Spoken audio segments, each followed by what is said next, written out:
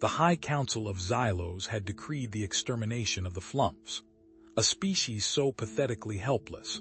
Their primary defense mechanism involved emitting a high-pitched squeak that, while annoying, posed absolutely no threat to the Xylosian war machine, or even a moderately determined housefly.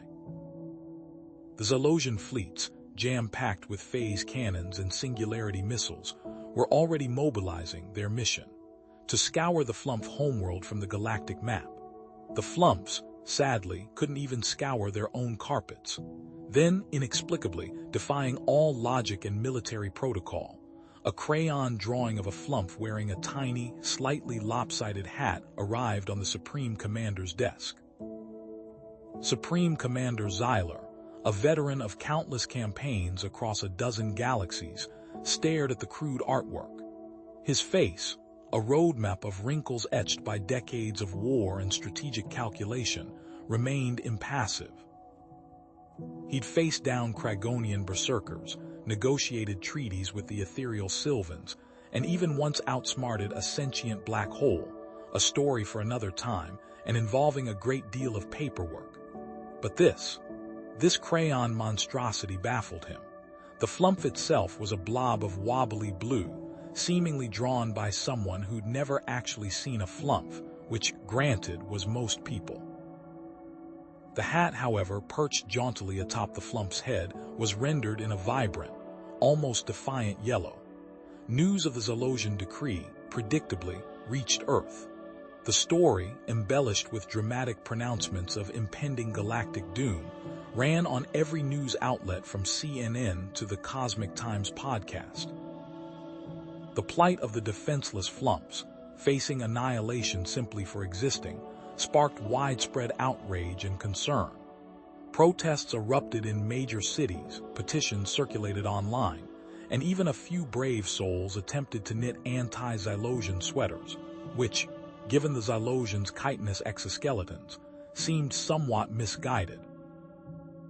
In a quiet corner of suburban Ohio, Douglas Brown, a middle school art teacher, felt a pang of empathy for the helpless Flumps as he scanned a particularly sensationalized article about their impending doom. He'd always been a sucker for the underdog, a trait that often manifested in his overly generous grading of student artwork. Douglas sighed, pushing aside the news feed on his tablet. He was currently attempting to grade a stack of what I did on my summer vacation drawings, a task that felt increasingly Sisyphean. Most of the drawings featured stick figures engaged in various forms of screen-based entertainment. A few, blessedly, depicted trips to the local water park. He yearned for something, anything, that sparked a flicker of genuine creativity, something that reminded him why he'd become an art teacher in the first place. He felt increasingly disconnected, a cog in a machine he didn't quite understand. The news report flashing in the corner of his screen seemed to mock his mundane existence.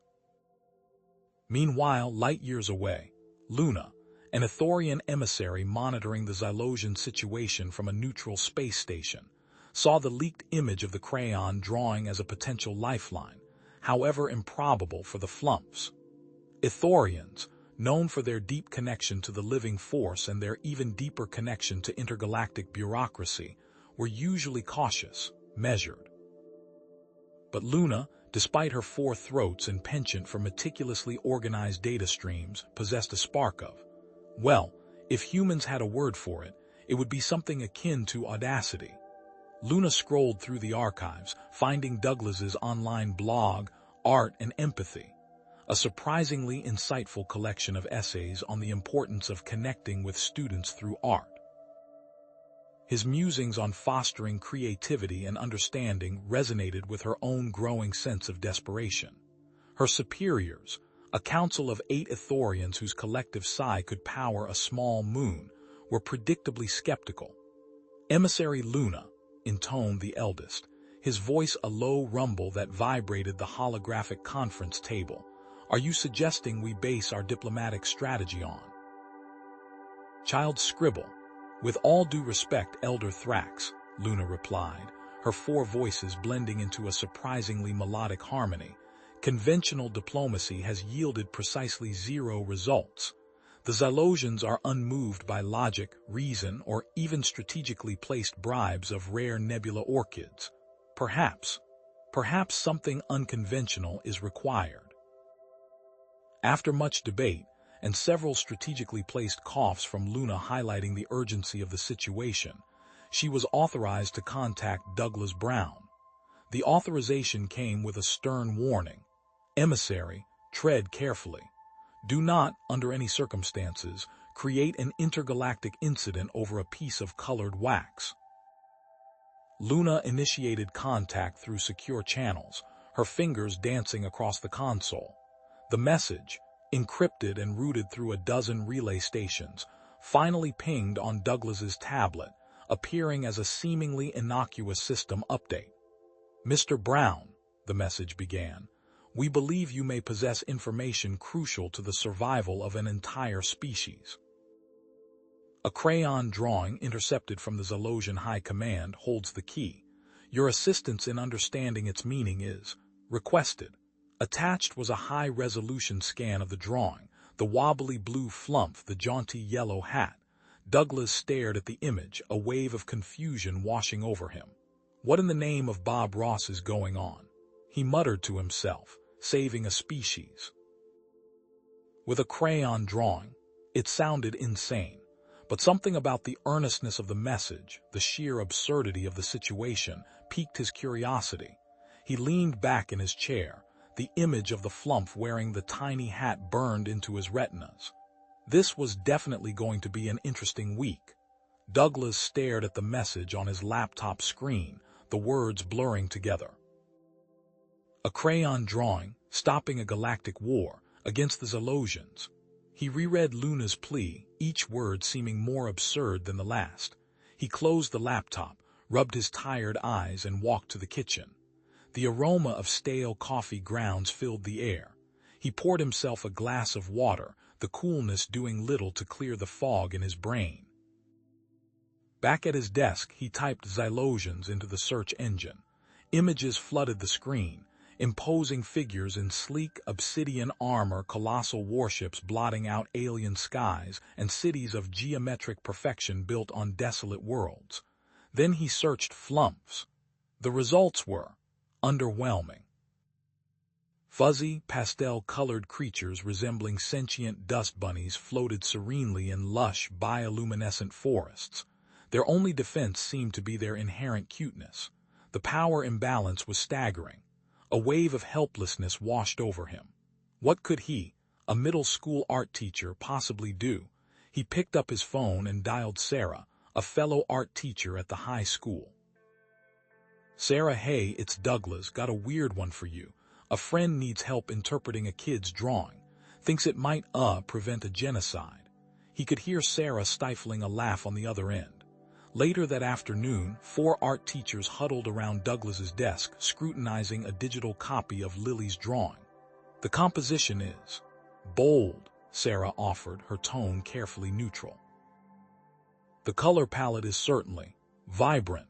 The flump's hat is an interesting choice, Mark, the ceramics teacher, chimed in.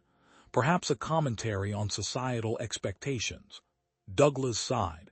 Guys, I appreciate the artistic analysis, but this is about more than just aesthetics. This drawing might be the only thing standing between an entire species and extinction. He spent the next day on the phone with child psychologists and early childhood development experts. Dr. Ramirez suggested the hat could be a symbol of individuality, a way for the flump to express its unique eye doctor, Titty. Dr. Allen theorized it might represent a desire for importance, a yearning to stand out from the crowd. But these were just theories, educated guesses based on years of experience. None of them grasped the urgency, the sheer desperation of the situation. That evening, Douglas drafted a message to Luna. I'm trying, I really am, but I'm not sure I'm the right person for this. This is way beyond my expertise. Are you sure there isn't someone else, someone more qualified? A reply came swiftly. The Xylosians are a Mr. Race, Mr. Brown. They value logic and order above all else, but they also possess a deep, almost hidden reverence for artistic achievement. Their ancient cities are filled with breathtaking sculptures and intricate mosaics, but their current supreme commander, Xyler, is different. He is a man of iron will, utterly devoid of sentimentality. Convincing him will be difficult. Douglas thought of Lily, her bright eyes and boundless imagination.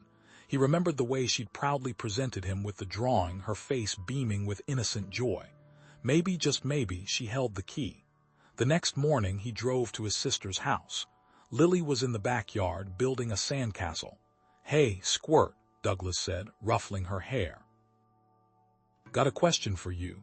He showed her a printout of the drawing. "Tell me about this flump. What's he doing with the hat?" Lily's eyes lit up. "He's happy and special. The hat makes him happy and special." Simple, profound. Douglas felt a lump forming in his throat. He knelt down, hugging Lily tightly. "You know, Squirt, you might have just saved the galaxy." Back home, he typed another message to Luna. "The drawing represents the flump's inherent worth, its right to exist. It's about happiness and individuality, about being special."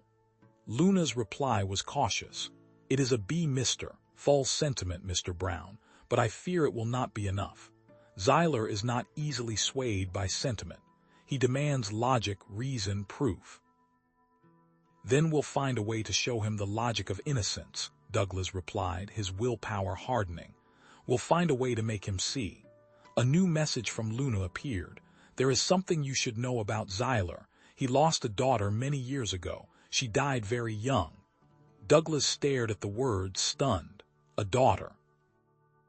The Supreme Commander, the emotionless tyrant, had once known the pain of loss. He began to formulate a plan. How could he get the drawing to Xyler? How could he convey its meaning in a way that would resonate with the cold, calculating leader? And even if he could, would Xyler even be open to receiving the message? How could he convey its meaning in a way that would resonate with the cold, calculating leader?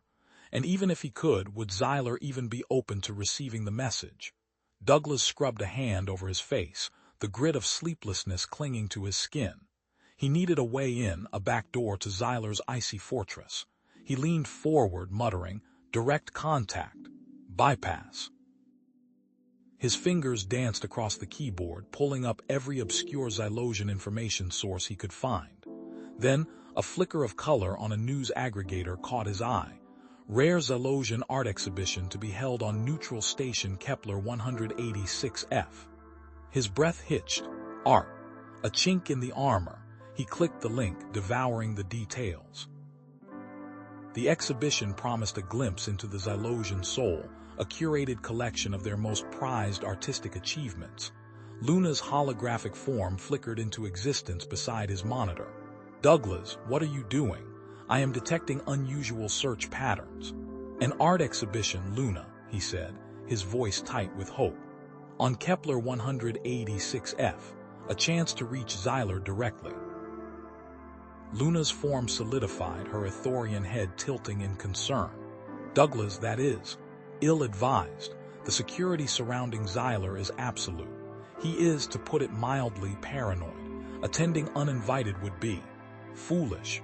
Douglas swiveled in his chair, his gaze unwavering. "Foolish is letting a species be wiped out because I'm afraid of a little security." He plunged back into research, immersing himself in Xylosian art. Towering geometric sculptures crafted from shimmering xylarite, intricate tapestries woven with bioluminescent threads, haunting sonic landscapes that resonated deep within the bones. He learned of their reverence for precision, their hidden sentimentality, their complex symbolic language. "Douglas, this is admirable," Luna conceded, her voice softening. "But Xyler, he is unlikely to be swayed by sentiment. He sees the flumps as an inefficiency, a drain on resources." "Maybe," Douglas countered, scrolling through images of a Xylosian garden sculpted entirely from living crystal. "Or maybe he's forgotten what it means to see the beauty in something small." He spent the next day meticulously crafting a protective case for Lily's drawing. layers of shock-absorbent foam encased in a polished xylarite shell, a miniature fortress designed to withstand the rigors of space travel. Securing passage on a commercial transport to Kepler 186f proved surprisingly easy. Credits exchanged, forms filled, and he was booked on the Stardust Drifter, a lumbering freighter carrying a motley assortment of goods and even more motley passengers. During the week-long journey, Douglas rehearsed his presentation. He imagined Xylar's cold, reptilian gaze, the probing questions, the dismissive pronouncements. He practiced conveying the simple power of Lily's drawing, the quiet dignity of the Flump's tiny hat. "It's not about military strategy, Supreme Commander," he muttered to the empty cargo hold. "It's about seeing." Luna, patching in remotely, provided him with invaluable intel. Xylar had a daughter, she revealed one evening, her voice hushed. She favored whimsical art. Small sculptures made of found objects. The revelation struck Douglas like a jolt, a connection, a vulnerability. Stepping off the Stardust Drifter onto Kepler 186f was like entering another universe. The station throbbed with alien life, a cacophony of languages, scents, and shimmering technologies. Xylarite spires pierced the artificial sky, casting long, angular shadows across the bustling concourse. Lost in the throng, Douglas bumped into a tall, spindly alien with iridescent skin and multifaceted eyes. "Apologies," Douglas mumbled. "No harm done, human," the alien replied, its voice a melodic chime. "Are you here for the exhibition?" "I am a humble art critic, Zith of the Glimmering Colonies." Zith paused, then tilted its head, studying Douglas. "You have a unique aura, and what is that you carry?" Douglas hesitated, then carefully opened the protective case, revealing Lily's crayon drawing. Zith gasped, its multifaceted eyes widening. "Remarkable, the raw emotion, the unadulterated joy. It possesses a quality rarely seen in Xylosian art. A spark." Zith's words fueled Douglas's determination. Later, while navigating the crowded exhibition hall, he overheard two Xylosian attendants whispering, "The Supreme Commander. He is expected to make a surprise appearance at the closing ceremony." His heart leaped. This was it. He began formulating a plan, a way to intercept Xylar without triggering the inevitable security lockdown. He would position himself near the exit, wait for the opportunity, and present the drawing with a simple, heartfelt plea. The closing ceremony began with a fanfare of discordant Xylosian trumpets. Then he appeared. Xylar. Surrounded by a phalanx of heavily armed guards, their Xylarite armor gleaming under the artificial lights, Douglas's breath caught in his throat. But then he saw it, a flicker of something. Sadness. As Xylar passed a sculpture, a crude, childlike rendition of a starship cobbled together from scrap metal, his reptilian eyes lingered for a moment, a fleeting expression of longing. Douglas seized the opportunity. He pushed through the crowd, ignoring the alarmed cries of the surrounding aliens. "Supreme Commander Xylar, I need to show you something." Before he could take another step, two hulking Xylosian guards materialized in front of him, their Xylarite weapons raised. "Halt, human. You are not authorized to approach the Supreme Commander." Douglas held up the drawing encased in its protective shell. "This is important, it's about the Flumps." One of the guards snatched the case from his hands, his expression glacial. Another barked into his calm, unscheduled vessel detected in Sector Gamma 9. "Stardust Drifter. Identify and detain all passengers." The world dissolved into a blur of Xylarite armor and harsh Xylosian commands. Douglas felt himself being shoved forward, his arms twisted behind his back. As the lights of the exhibition faded into a distant haze, he heard the chilling words, "You are under arrest."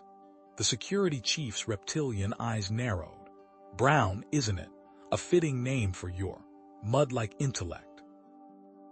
This, he flicked a claw at Lily's crayon drawing, is an insult to the Xylosian aesthetic. Espionage, perhaps, a coded message disguised as childish drivel. Douglas clenched his fists, fighting the urge to lunge across the polished metal table. It's art, a child's expression of empathy, something you seem incapable of understanding. The drawing was confiscated, placed in a sterile evidence locker. Behind the blast-proof door, Junior Officer Ricks, barely past his hatching cycle, lingered. The crude colors, the uneven lines. It stirred something within him. He remembered his own youthful attempts at depicting the nebula blooms of xylos, works long discarded but not forgotten. Meanwhile, Luna, the Ithorian emissary, found herself cut off.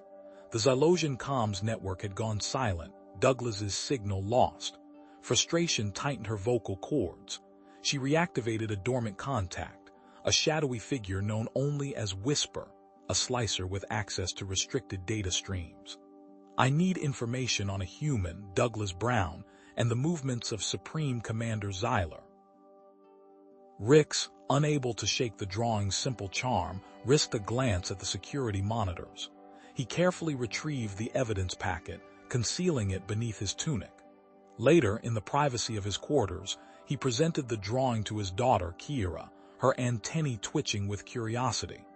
Back in the interrogation room, Douglas pressed his point. You pride yourselves on your artistic heritage, the crystalline sculptures of xylos, the sonic tapestries. Are those not expressions of emotion, of connection?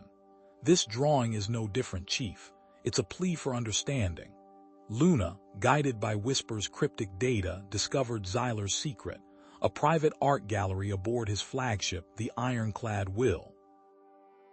A collection of rare and emotionally evocative pieces, shielded from public view. A chink in the Supreme Commander's armor. Kira, her large, multifaceted eyes fixed on the drawing, tilted her head. Father, why does the flump have a little hat? Ricks, caught off guard, stammered. Well, perhaps, to keep the sun out of his eyes. Kira shook her head, her antennae drooping slightly. No, Father, he needs it to feel important, to know that someone loves him even though he's small and squishy. Days blurred into a monotonous cycle of questioning and denial. Douglas refused their nutrient paste. His hunger strike had begun. Each missed meal was a small act of defiance, a burning ember of human stubbornness in the cold, sterile environment. Luna, desperate, reached out to the art critic, Vorn, whom they'd met previously. Vorn, I need your help, Supreme Commander Xyler. He has a private collection. I need to reach him through his art. Do you have any contacts, anyone who might have access? Ricks, haunted by his daughter's words, slipped the drawing onto Xyler's desk during his shift change. A small act of rebellion, a whisper of hope in the face of impending doom. In the detention block, despair hung heavy. Douglas, though weakened, drew upon his years of teaching. He gathered the detainees, a motley collection of captured rebels and petty criminals. Tell me your stories, he rasped, his voice hoarse. Draw your hopes, your fears, don't let them silence you. Luna learned that Xyler was scheduled to inspect a flump refugee camp on the station. A carefully orchestrated PR stunt, no doubt, but also a chance. A dangerous one. Xyler entered his office, his crimson robes flowing behind him. He noticed the drawing instantly. Annoyance flickered across his face. Childish nonsense. He reached to discard it, then paused. Something about the crude lines, the vibrant colors. It tugged at a forgotten memory. Douglas, slumped against the cell wall, found an unlikely ally in a Gurathian smuggler named Daxamite. Daxamite, surprisingly well-versed in Xylosian culture, offered a piece of advice. Xyler is bound by honor. Appeal to his sense of duty, his responsibility to his people. Remind him of the values they claim to uphold. Luna, having secured passage on a supply transport, prepared to infiltrate the refugee camp. Her heart pounded with a mixture of fear and dedication. She would face Xyler, speak for the voiceless, and plead for the survival of the flumps. The drawing continued to nag at Xyler. He summoned his aide. Investigate the flumps. Their culture, their history. I want to know everything. Douglas, his body protesting, his vision blurring, refused to yield. He was a teacher, and his lesson was not nearly finished. He would not let the flumps be erased. Xyler adjusted the focus on his holoscreen, the sterile blue light reflecting in his multifaceted eyes.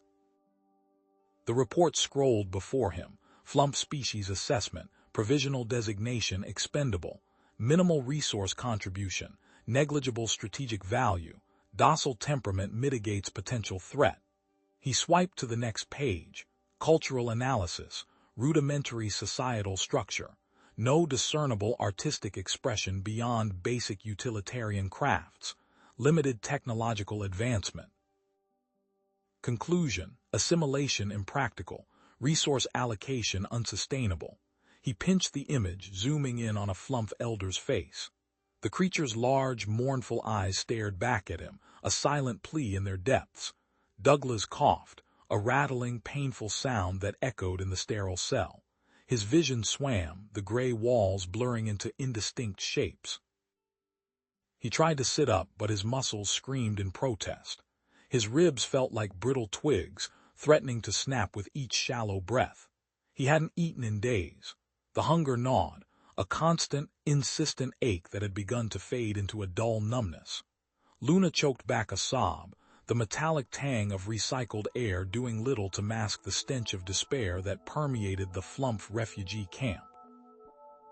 Thousands of the small, furry creatures huddled together in makeshift shelters, their large eyes wide with fear and confusion. Xylosian officers barked orders, their voices sharp and devoid of empathy. A transport drone whirred overhead, spraying a disinfectant that stung Luna's nostrils and seemed to further traumatize the already terrified flumps. The junior officer Torin stood rigidly at attention before his superior, Commander Vark. Officer Torin, Vark's voice was a low growl, explained the presence of unauthorized artwork on the Supreme Commander's desk. Torin swallowed hard, the metallic tang of fear coating his tongue.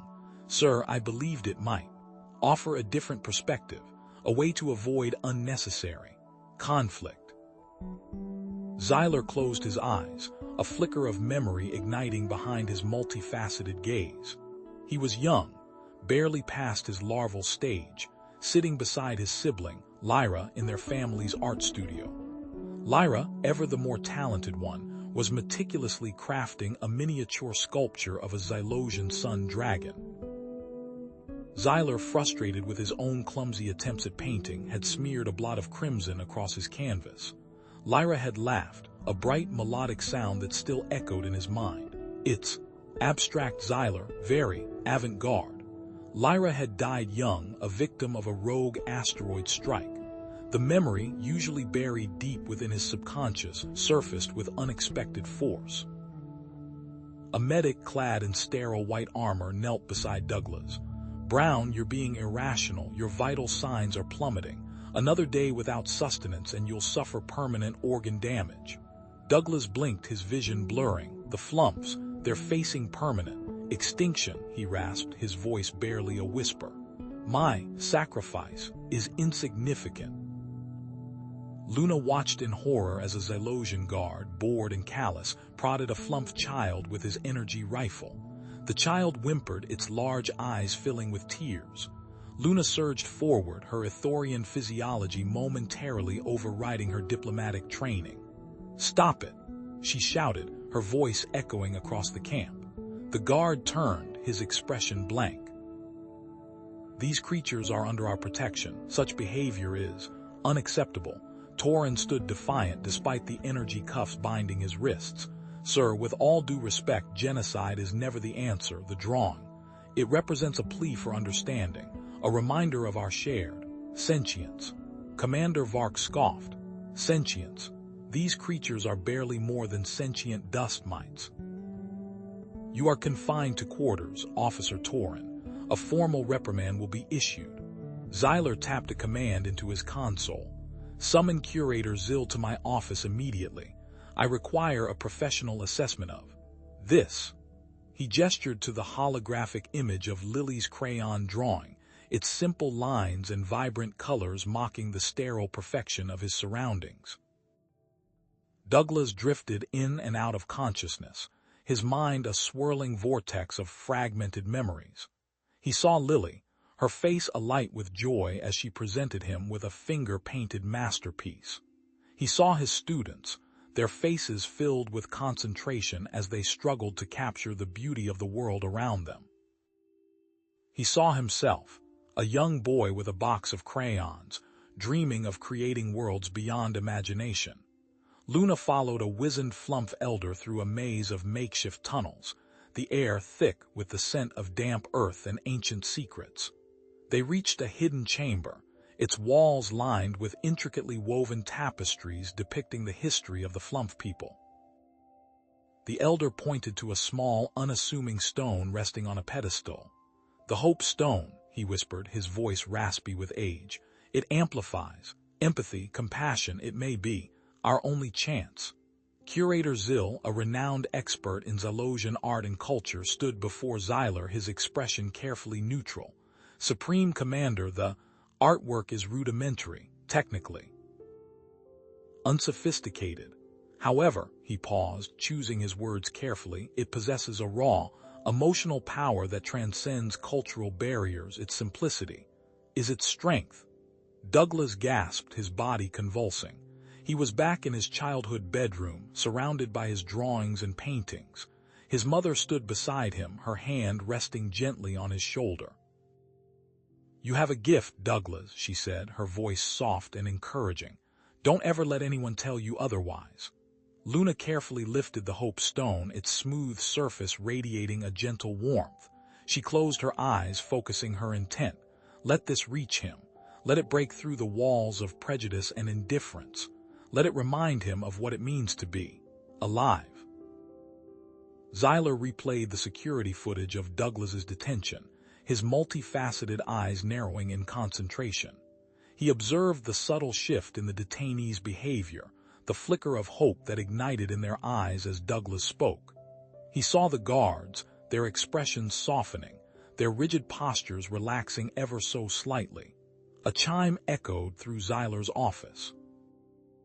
A message flashed on his screen, from Elara, daughter of Torin. Subject, the Flumps. He hesitated, then tapped the acceptance rune. Elara's holographic image flickered to life, her large, innocent eyes filled with tears. "Supreme Commander," she said, her voice trembling, "my father. He only wanted to help, please. Don't hurt him, and did you like the drawing?" Luna emerged from the hidden chamber, the Hope Stone clutched tightly in her hand. She knew what she had to do. She had to find a way to reach Xyler, to break through his hardened exterior and remind him of the value of compassion. Xyler stared at the image of Elara, his multifaceted eyes reflecting a flicker of something akin to remorse. He tapped a command into his console. "Locate the artifact designated Hope Stone. Bring it to me, immediately." Xyler accepted the Hope Stone, a geode cleaved in two and polished to a soft sheen. Violet veins pulsed beneath the surface, catching the light of the gallery. He held it gingerly as if it might burn his skin. "The Artisan Guilds claim it resonates with the deepest emotions," the art curator murmured, his voice barely audible above the hum of the gallery's climate control system. "Hope, despair, love, memories long dormant." Douglas blinked, the sterile white walls of his cell dissolving into a sun-drenched meadow. Lily stood before him, her crayon box open, a rainbow of colors shimmering in the air. "It's okay to be scared, Uncle Doug," she said, her voice impossibly clear. "But you gotta keep drawing, even if it's just a little scribble." Luna reviewed the schematics of Xyler's headquarters, the holographic display casting a blue glow on her face. The Xylosians were sticklers for tradition, even in their security protocols. The third Tuesday of each cycle, a private viewing was held for esteemed art collectors. An opportunity. A wave of grief washed over Xyler as he cradled the Hope Stone. A scent of lilac and ozone filled his senses, a phantom echo of his childhood studio. He saw his younger sibling, Elira, hunched over a canvas, their brow furrowed in concentration. Elira, who had died too young, their art silenced forever. A pang of loss, sharp and unexpected, pierced through his disciplined control. His vitals are plummeting, emissary. The medic's voice crackled through Luna's encrypted comm. The induced coma is no longer sustainable. He needs help, and soon. Luna adjusted the collar of her Xylosian art aficionado's robe, the stiff fabric chafing against her skin. The disguise was perfect, the accent impeccable. She was no longer Luna, the Ithorian emissary, but a discerning collector with a keen eye for beauty and a substantial credit line. Xyler summoned his advisors, the cold steel of his command chamber a stark contrast to the warmth of the Hope Stone still clutched in his hand. "The flumps," he said, his voice echoing in the vast space. "Are we truly justified in their removal?" Douglas's vision swam. The cell walls pulsed, morphing into grotesque shapes. He saw Lily again, but her face was blurred, her voice a distant whisper. He reached out, his hand passing through her ephemeral form. Luna glided through the Xylosian gallery, her eyes scanning the artwork. Landscapes of desolate beauty, portraits of stern-faced dignitaries, abstract sculptures that defied comprehension. She searched for a clue, a hint of Xyler's hidden soul. "Intelligence reports confirm their parasitic nature, Supreme Commander," Advisor Gorok stated, his voice devoid of emotion. "Their existence threatens the stability of the Xylosian ecosystem." Xyler frowned, the words ringing hollow. A flicker of clarity pierced through Douglas's delirium. Lily's drawing, a simple act of creation, a symbol of hope in a galaxy consumed by war. It wasn't just a child's scribble, it was a lifeline. Luna paused before a portrait, a somber depiction of a Xylosian warrior gazing at a dying star. She had analyzed Xyler's micro-expressions during his public addresses. This portrait seemed to evoke a similar sadness, a weariness that belied his stoic facade. "Sentimentality is a weakness, Supreme Commander," Advisor Daxamite hissed, his reptilian eyes gleaming with disapproval. "We must maintain order, control. The flumps are an inconvenience, nothing more." Using a smuggled piece of charcoal and a scrap of recycled plasteel, Douglas painstakingly recreated Lily's drawing. The lines were shaky, the colors muted, but the essence of her innocent creation remained. Luna contacted a former acquaintance, a Xylosian art dealer with a penchant for gossip and a weakness for Ithorian spice wine. A private meeting with the Supreme Commander could be arranged. For a price. Xyler stared at the Hope Stone, its violet veins pulsing with an unnatural light. He felt a pull, a yearning for something he had lost, something he could no longer name. "Arrange the meeting," he said, his voice barely a whisper. Luna carefully placed the Hope Stone and the sketch of Lily's drawing into a shielded container, her heart pounding in her chest. Everything depended on this moment. In the dim confines of his cell, Douglas held up the sketch of Lily's drawing. A wave of silence washed over the other detainees. Even the hardened criminals and the disillusioned revolutionaries seemed moved by its simple beauty. The gallery hummed with a silent reverence, the air thick with the scent of polished plasteel and rare pigments. Luna stood beside Xyler, the soft glow of the holographic portraits illuminating the subtle Ithorian ridges on her face. "This piece," Xyler murmured, his multifaceted eyes reflecting the swirling nebula depicted in the artwork. "It captures the ephemeral nature of existence, doesn't it? The way beauty can bloom even in the face of cosmic indifference." He paused, turning to Luna. "A sentiment I believe you appreciate, emissary." Luna inclined her head. "Indeed, Supreme Commander." But is beauty truly appreciated when it is selectively preserved, while other forms of life are deemed expendable? Xyler's gaze hardened, the artistic appreciation momentarily eclipsed by military steel. The flumps present a security risk. Their inherent passivity is a vulnerability that our enemies could exploit. Or, Luna countered, her voice low, it is simply a reflection of a species that has never known aggression, a species that only desires to be left in peace. She reached within the folds of her attire, retrieving a small, intricately carved stone. "This is a hope stone, a traditional artifact from my people. It is said to bring clarity and wisdom to those who hold it." Xyler accepted the stone cautiously, his fingers brushing against Luna's. A faint tremor ran through him, a surge of unexpected emotion that momentarily clouded his thoughts. Lily's crayon drawing flashed in his mind, the simple lines, the vibrant colors, the strangely compelling hat. A voice cut through the silence. "Supreme Commander," a Zalosian, clad in the crisp uniform of an advisor, approached with measured steps. "We have detected a potential security breach. An unauthorized vessel has entered the system." Xyler frowned, the hope stone suddenly feeling heavy in his hand. "Identify the vessel.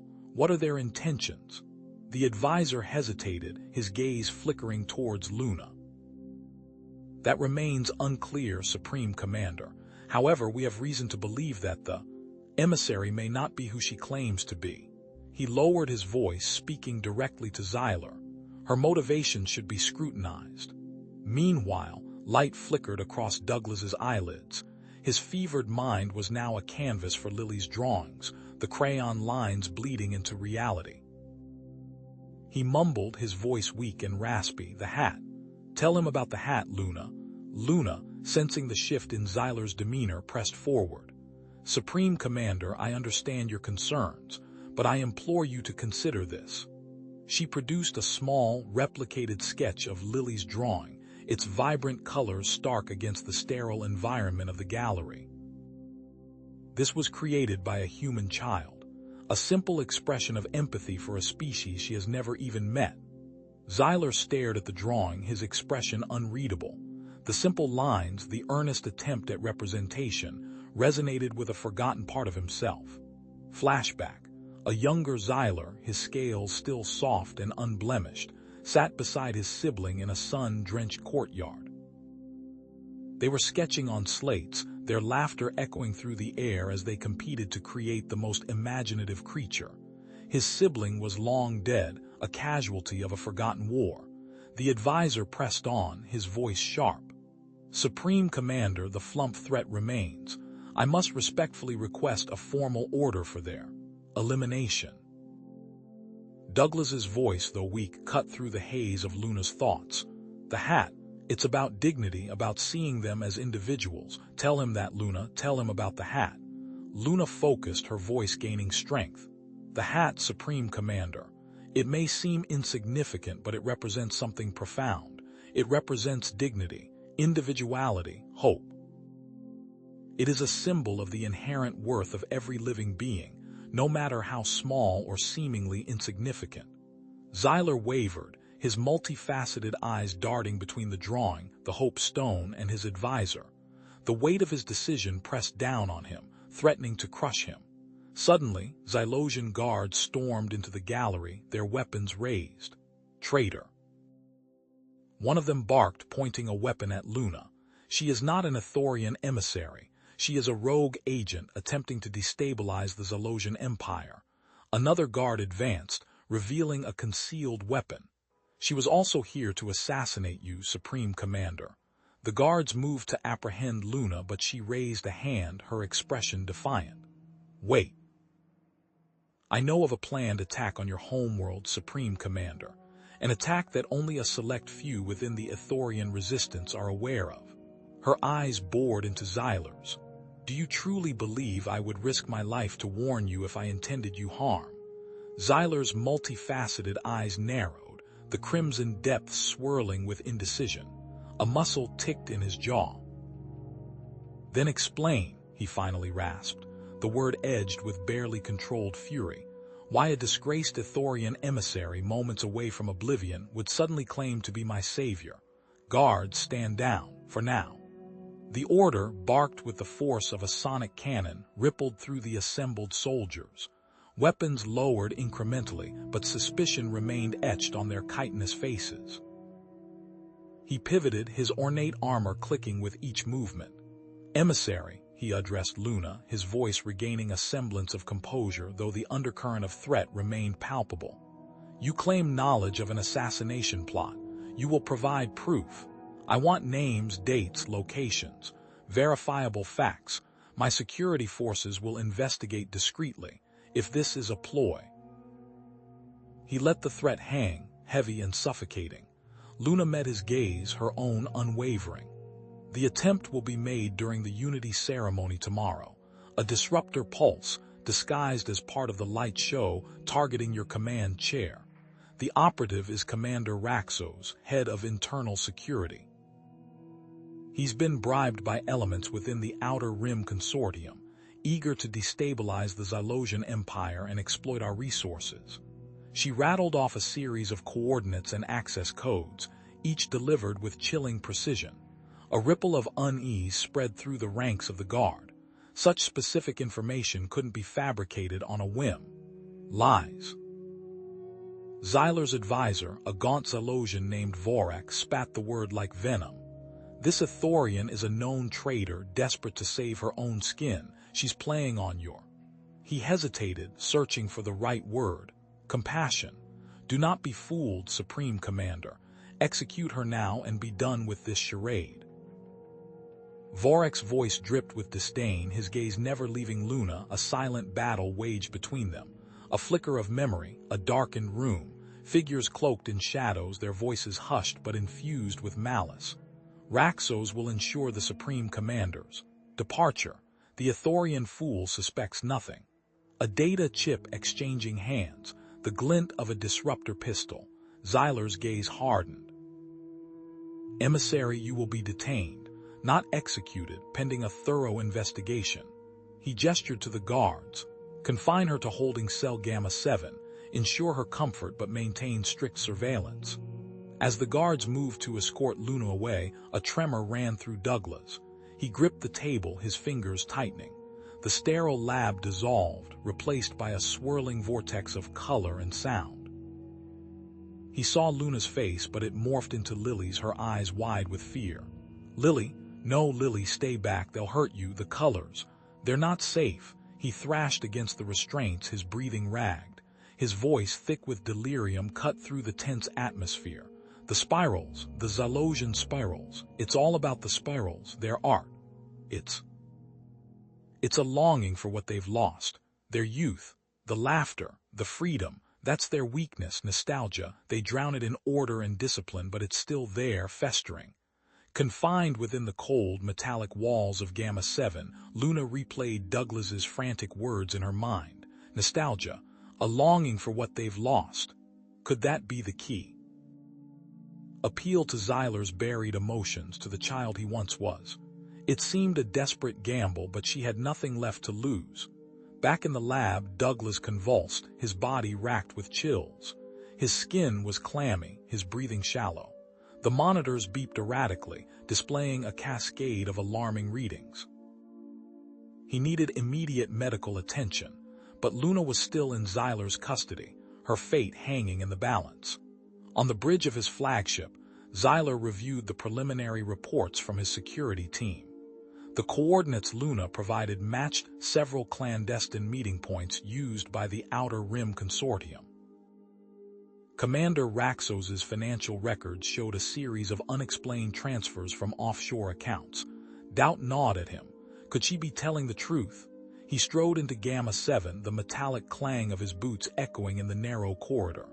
Luna stood as he approached, her expression a mixture of defiance and exhaustion. Why?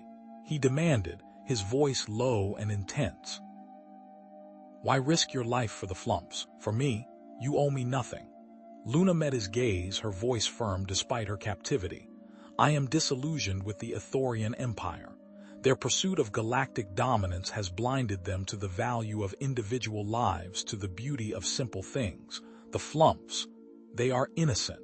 They represent a purity that is vanishing from the galaxy.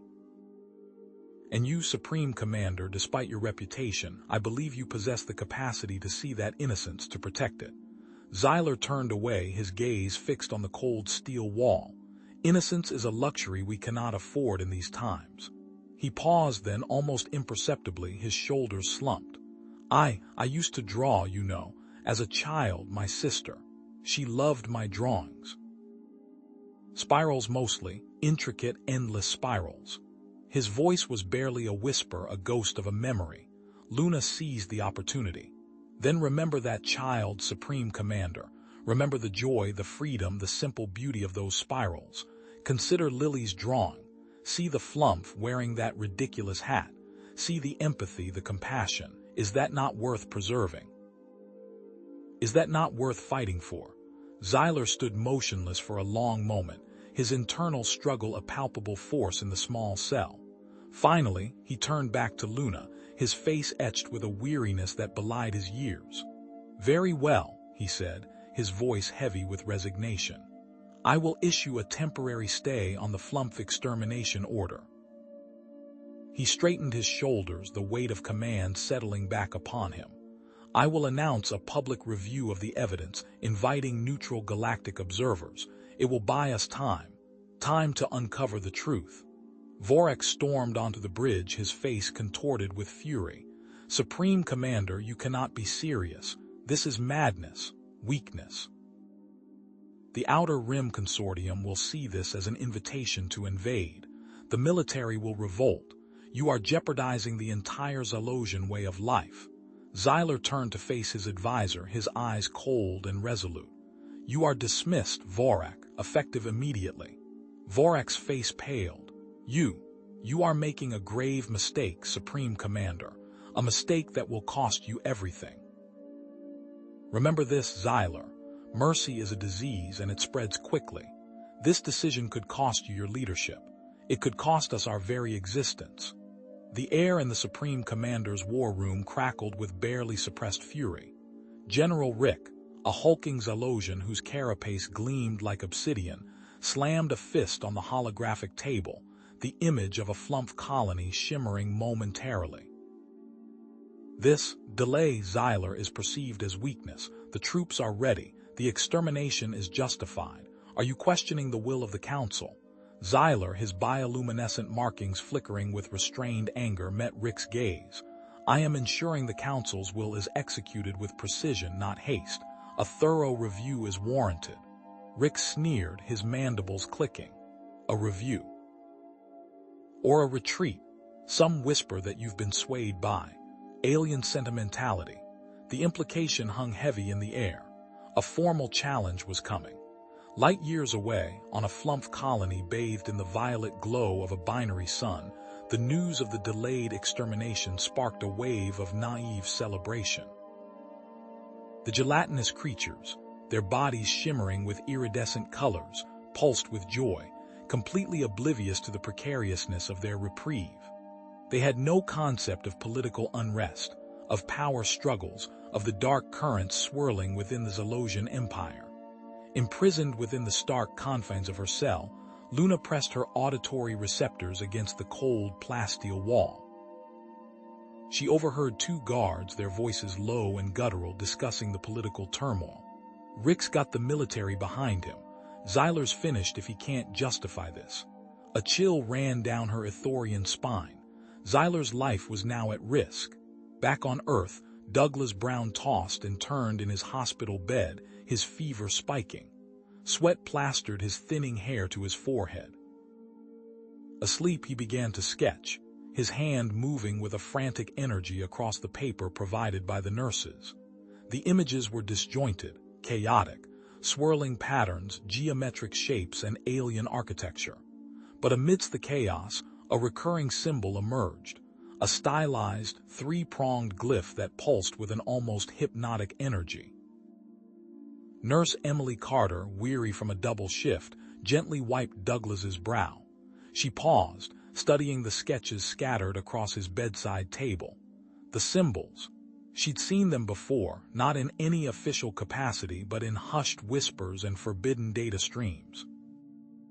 It was a symbol associated with the Obsidian Guard, a radical Zalosian faction rumored to have been disbanded centuries ago for their extremist views. Acting on instinct, she discreetly folded one of the sketches and, during her break, contacted a shadowy figure through a secure, untraceable channel. The message was simple. The human dreams, Obsidian Guard. The commander is in danger. In her cell, Luna received the smuggled message, a tiny data chip hidden within a nutrient-paced ration. Her heart pounded as she accessed the image of Douglas's drawing, the Obsidian Guard, a name whispered in hushed tones in Ithorian history lessons. They were fanatics, driven by a twisted sense of Zylosian purity, believing in absolute dominance and the eradication of all inferior species.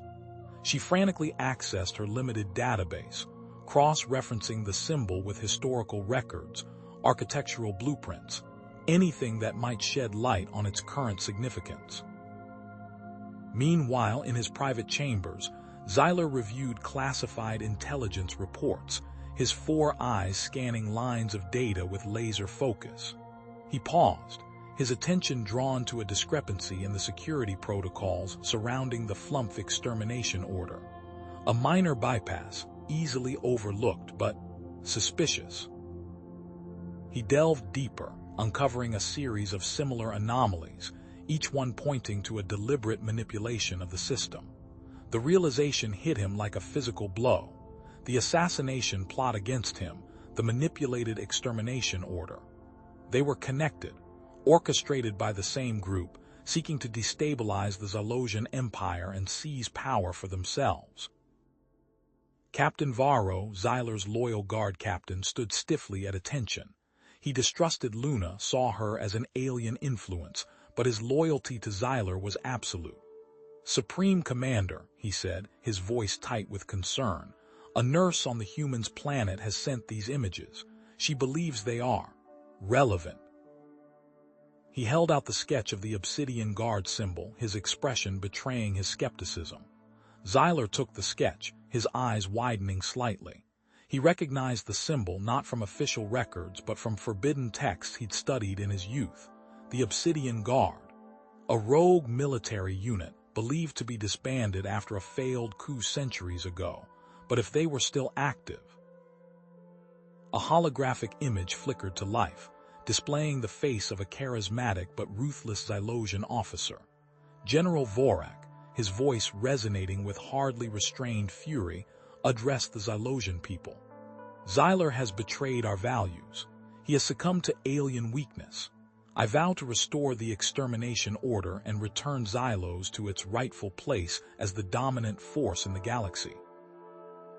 Civil unrest erupted across the capital city, fueled by Vorak's fiery rhetoric. He was positioning himself as an alternative leader, a champion of Zylosian pride. Luna, piecing together the fragmented information, realized the horrifying truth. The public review of the evidence, the moment Zyler intended to expose the manipulation. That was when the assassination attempt would occur. Vorak would use the chaos to seize power, silencing Zyler and unleashing the full might of the Zylosian war machine upon the Flumphs. Desperate, Luna turned to the guard assigned to her cell, a young Zylosian named Jax. "You must help me," she pleaded, her voice trembling. "Zyler is in danger. Vorak plans to assassinate him during the review. You are a soldier of the Empire. Your duty is to protect the Supreme Commander." She saw a flicker of doubt in his eyes, a conflict between loyalty and fear.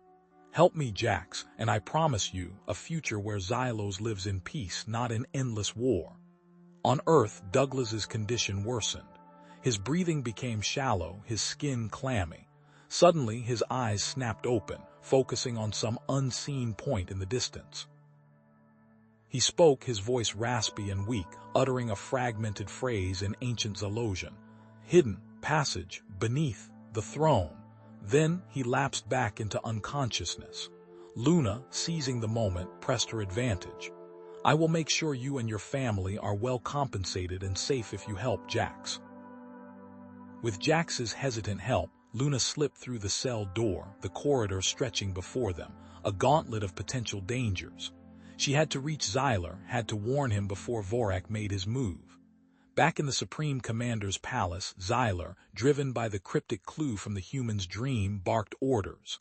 "Search the palace, every chamber, every corridor. Focus on the throne room. I want to know if there's a hidden passage, anything that could be used to stage an attack. Luna and Jax rounded a corner only to be confronted by a squad of Vorax soldiers, their weapons trained on them. "Halt!" Their leader barked, his voice cold and unforgiving. "The Ithorian is a prisoner. Surrender her immediately."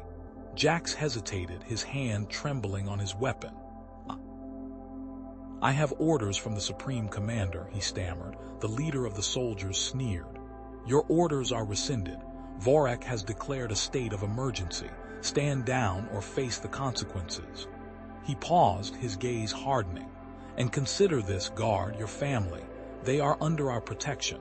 Should the Ithorian escape, their protection will be withdrawn."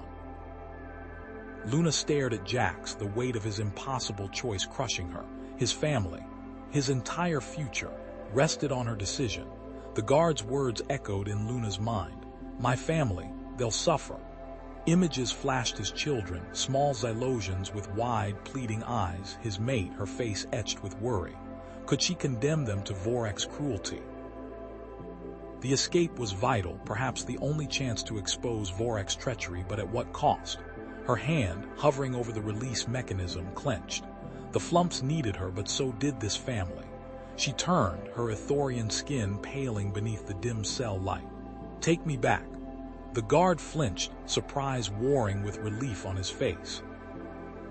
He didn't speak, only nodded, his large, multifaceted eyes glistening.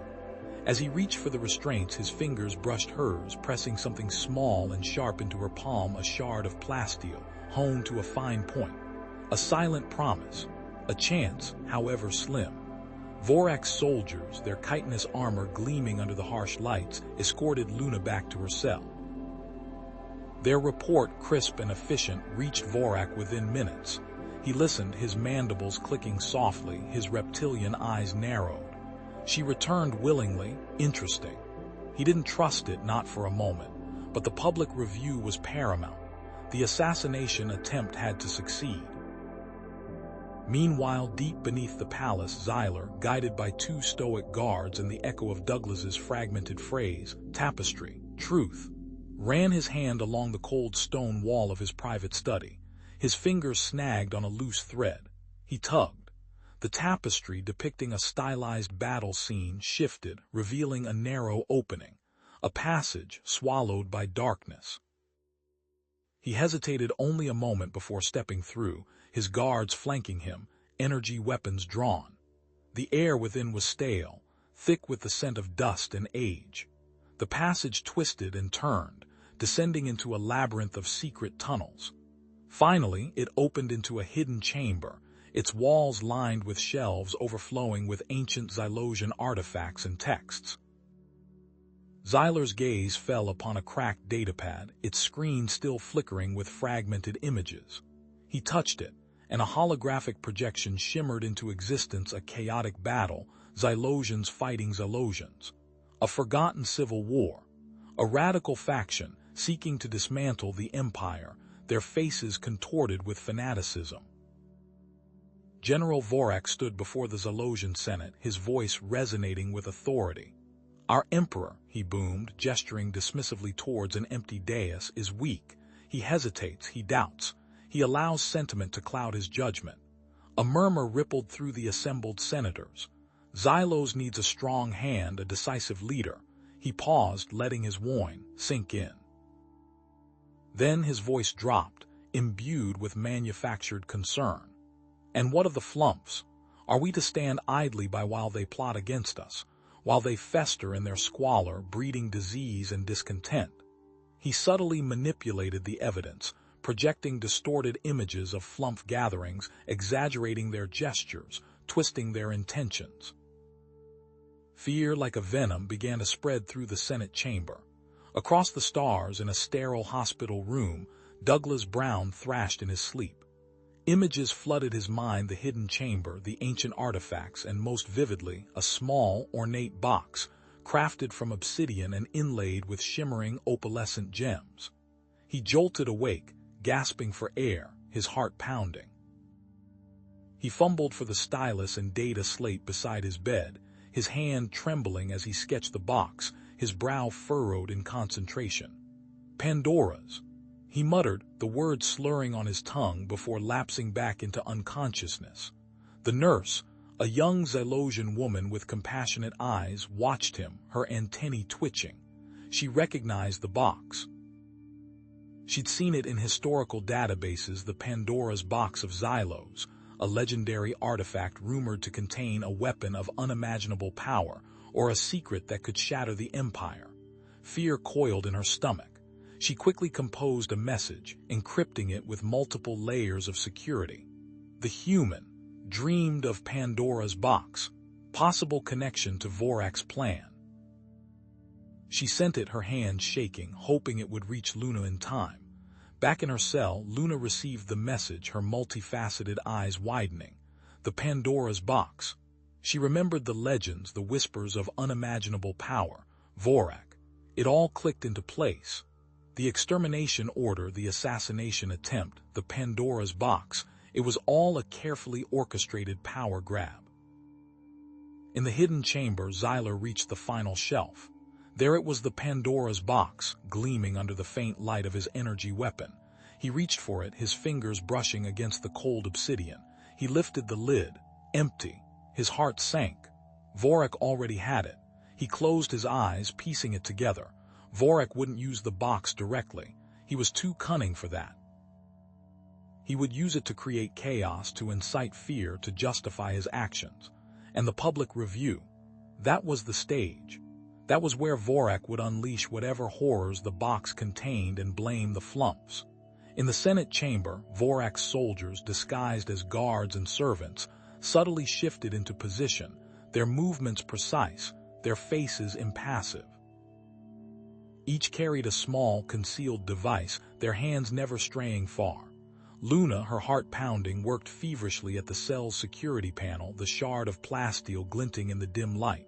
Sparks flew as she severed a crucial circuit. The panel hissed, then went silent, partially disabled. Not enough. Then, a soft click. The cell door slid open, revealing the guard, his face etched with a mixture of fear and grit. Go, he whispered, his voice barely audible. I can't explain, just go and stop him. Xyler alerted his loyal guards, his voice tight with urgency. Vorak is planning something. I don't know what it is, but be ready for anything. He felt a cold dread creeping up his spine. He was walking into a trap, blindfolded. Suddenly, the lights flickered, then died. The Senate chamber plunged into darkness. A collective gasp filled the air, followed by a chilling silence. The Pandora's box hadn't contained a weapon. It had contained something far more insidious, a device that had just crippled the city's power grid. The Senate chamber dissolved into pandemonium. A sudden, absolute darkness swallowed the ornate hall, punctuated only by the screams that echoed off the marble walls. The air, thick with the scent of ozone and fear, tasted metallic like blood. Vorak's soldiers, cloaked in the shadows, moved with practiced brutality, their stun batons crackling as they sought out Xyler and his loyalists. Treachery. Senator Valerius's voice, amplified by a hidden calm, boomed through the darkness. This is Xyler's doing. He's trying to frame the flumps for his own power grab. I saw them tampering with the power grid earlier.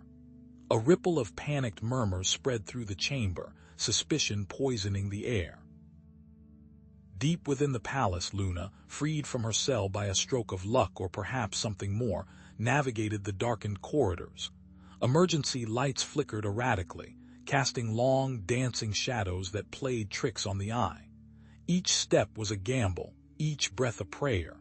She rounded a corner, nearly colliding with two Vorak guards. They raised their weapons, but Luna, fueled by adrenaline and desperation, reacted faster. A swift kick to one's knee, a pressure point strike to the other's neck, and they crumpled to the floor, unconscious but alive. She pressed on, her heart hammering against her ribs. Above, in the heart of the chaos, Commander Rixus, Xyler's most trusted guard, barked orders. Seal the exits. Lock down the entire building. No one in, no one out. Protect the Emperor at all costs. His voice, a gravelly baritone, cut through the fear like a blade. He formed a defensive perimeter around Xyler, his face a mask of unbreakable spirit. Luna descended into the palace's lower levels, guided by the faint hum of machinery and the desperate whispers of the forgotten. She found them huddled in a forgotten storage room, a small group of Flumph refugees, their translucent bodies trembling with fear. An elder Flumph, his wrinkles etched deep with worry, stepped forward. His name was Zorp. "Emissary Luna," Zorp said, his voice a reedy whisper. We fear we have made a grave mistake. Vorak visited our camp weeks ago. He offered us assistance, food, medicine, access to better shelters. Now we understand it was all a ploy." Luna knelt, her brow furrowed. "A ploy? What do you mean?" Zorp hesitated, then spoke, his voice barely audible above the distant sounds of fighting. He took something from us, an artifact, a crystal. It amplifies emotions. We believe he intends to use it to turn the Senate against Xyler and our people." Above them, Xyler, surrounded by his guards, fought to maintain order. He reached for his comm, attempting to contact the city's central control, but only static answered. "The entire communication network is down," he said, his voice tight with frustration. "We're cut off." Miles away in a sterile hospital room, Douglas Brown lay unconscious, but something was changing. His mumbling, previously incoherent, began to form words, phrases. "Ornate box, numbers, 7, 3, 2. The nurse, a woman named Elara with eyes that missed nothing, leaned closer, recording every syllable. Elara paused, her blood running cold. The numbers. The ornate box. She remembered stories from her grandmother, tales of a hidden emergency power generator built centuries ago as a last resort in times of crisis. The numbers Douglas was reciting. They were coordinates. Back in the palace, Luna, guided by Zorp, followed a network of abandoned maintenance tunnels beneath the Senate building. The air was thick with dust and the smell of decay. Water dripped from the ceiling, each drop echoing like a drumbeat in the oppressive silence. She could feel the weight of the Senate building above her, the weight of the entire city, resting on her shoulders. In the Senate chamber, Vorak stood before the assembled senators, his voice ringing with authority. "Senators," he declared, his eyes gleaming with false sincerity. "In light of these treacherous events, I am declaring martial law. We have discovered irrefutable evidence of Flumph treachery.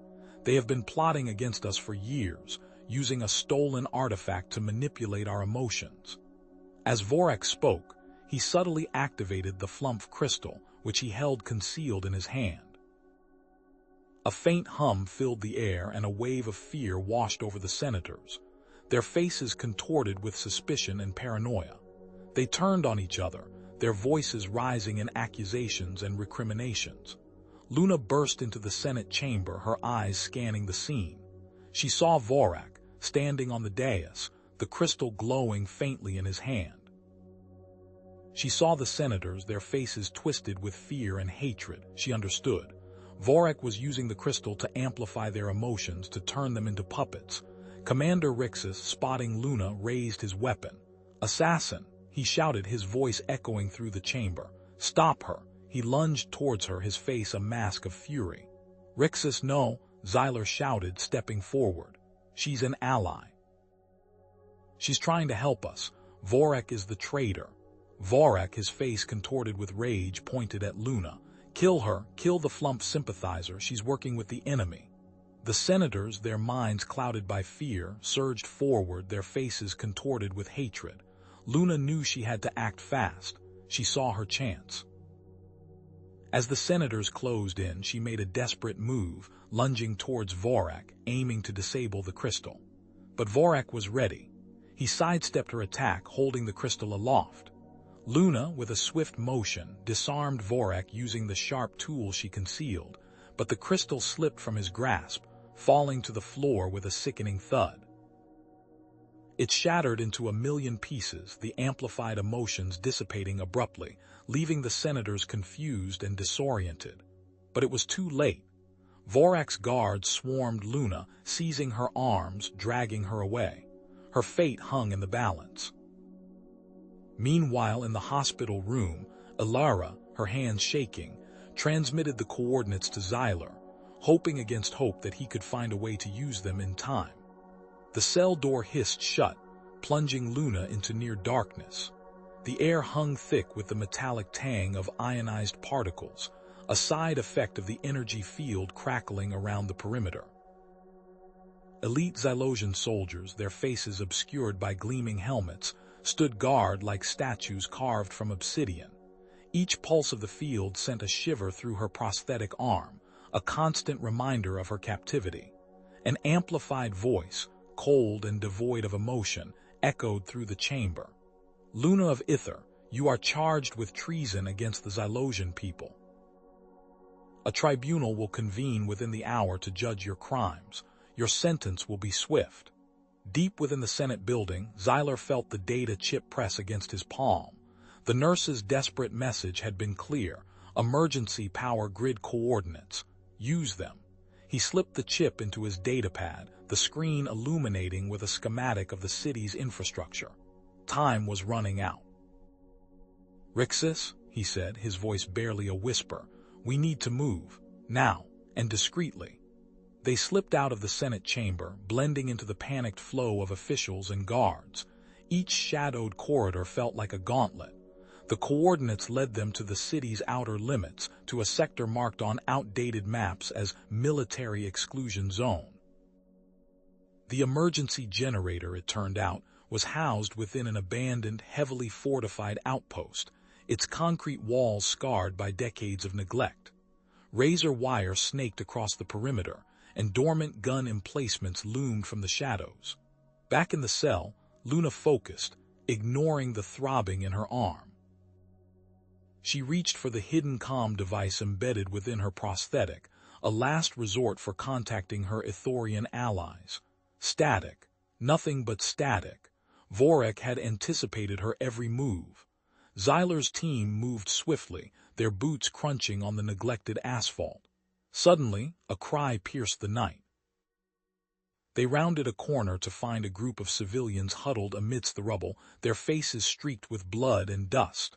A child, no older than 5, clutched a mangled toy, the aftermath of the earlier chaos. "We have to help them," one of Xyler's men pleaded. Xyler hesitated. Every second counted, but he couldn't leave them to die. "Rixus," he said, his voice tight with urgency, "take a detachment, get them to safety. I'll continue to the generator." He watched as Rixus led half the team away, his heart heavy with the knowledge that he had just divided his forces. In the interrogation chamber, Vorek loomed over Luna, his eyes burning with fanaticism. "Tell me who else is involved, Ithorian. Who else is aiding the human?" Luna met his gaze, her voice defiant. "I act alone. Humanity seeks only peace." Vorek sneered. "Peace? Your peace threatens the very foundation of Xylosian society." He leaned closer, his breath hot on her face. "Tell me." As he spoke, Luna noticed a subtle tremor in Vorek's hand, a barely perceptible twitch. The shattered crystal, it was affecting him. Xyler and his remaining team approached the outpost's perimeter, their senses on high alert. Motion sensors blinked red in the darkness. Automated turrets swiveled, their barrels glinting menacingly. The place was a death trap. "Old-style defenses," Xyler muttered, studying the layout. "Vorek thinks he's being clever using outdated tech, but he underestimates my knowledge." He recalled forgotten protocols, archaic commands he'd learned from his grandfather, a historian of Xylosian military doctrine. He began inputting a sequence into a rusted access panel, his fingers flying across the corroded keys. Miles away, in the makeshift medical bay, Douglas Brown stirred. His eyes remained closed, but his lips moved, forming fragmented words. "The colors. The flumps are the colors. They sing." Back in the palace, Vorek's grip tightened on the armrests of his command chair. The tremor in his hand intensified. His thoughts grew erratic, fueled by the crystal's chaotic energy. "Execute them," he snarled into the comm, his voice imbued with a CHILLING Chinese letter. "Execute the Flump refugees. Immediately." Xyler's team finally breached the outpost's outer defenses, navigating a maze of laser grids and pressure plates. They reached the generator control room, its door sealed shut by a heavy blast shield. Xyler punched in the override code, the door hissing open with a groan of protesting metal. Inside, the generator loomed, a hulking mass of wires and conduits, but something was missing. "The energy cell," Xyler said, his voice flat. "It's gone." In her cell, Luna's eyes darted around, searching for any weakness in the system. She saw it, a junction panel, its cover slightly ajar. Moving quickly, she plucked a shard of the shattered crystal retrieved earlier from her pocket and jammed it into the panel. Sparks flew. The lights flickered. A high-pitched whine filled the air. The energy field surrounding her cell sputtered and died. The cell door unlocked. She stepped out into the corridor, adrenaline coursing through her veins. Ahead, she saw them, Vorax guards leading the Flump refugees towards the execution chamber. Their bulbous bodies trembled with fear, their large eyes wide with terror. Luna froze. Flee to safety, or risk everything to save them. Meanwhile, Xyler's team frantically searched the abandoned outpost, tearing apart rusted lockers and overturning piles of debris. "We need osmium," Xyler shouted, his voice echoing through the cavernous space. "And a conductive polymer. Find them." They were running out of time. They just didn't know how little they had left. Luna didn't run. Escape tasted like ash in her mouth. Turning back into the shadows, she tracked the procession of guards and their pathetically huddled prisoners. The Flumps, their bioluminescent bodies dimmed with fear, were being herded towards the palace's lower levels. She clung to the edge of the corridor, the cold plasteel biting into her skin, and followed. The guards led the Flumps into a vast chamber near the Xylosian Palace gardens. The air, usually fragrant with genetically engineered flora, reeked of ozone and freshly turned earth. An execution platform, crudely assembled from durasteel girders, dominated the space. A hushed dread hung in the air, thick enough to choke on. Meanwhile, deep within the palace's underbelly, Xyler cursed. "We're short one crystal conductor," he growled, his multi-jointed fingers drumming against the damaged control panel. "Damn it, the schematics require a specific resonance frequency." Anya, her antennae twitching nervously, consulted her datapad. "The only place we'll find that particular crystal is in deactivated Xylosian war droids, pre-conquest models." Xyler swore again. That meant the war droid storage depot, a vault of obsolete killing machines, heavily guarded and overflowing with automated security. He glanced at Rixus, whose mandibles clicked in anticipation. "Let's go get it." Back at the execution platform, Luna watched as Vorak himself strode into the chamber. His movements were jerky, his face contorted with a barely suppressed rage.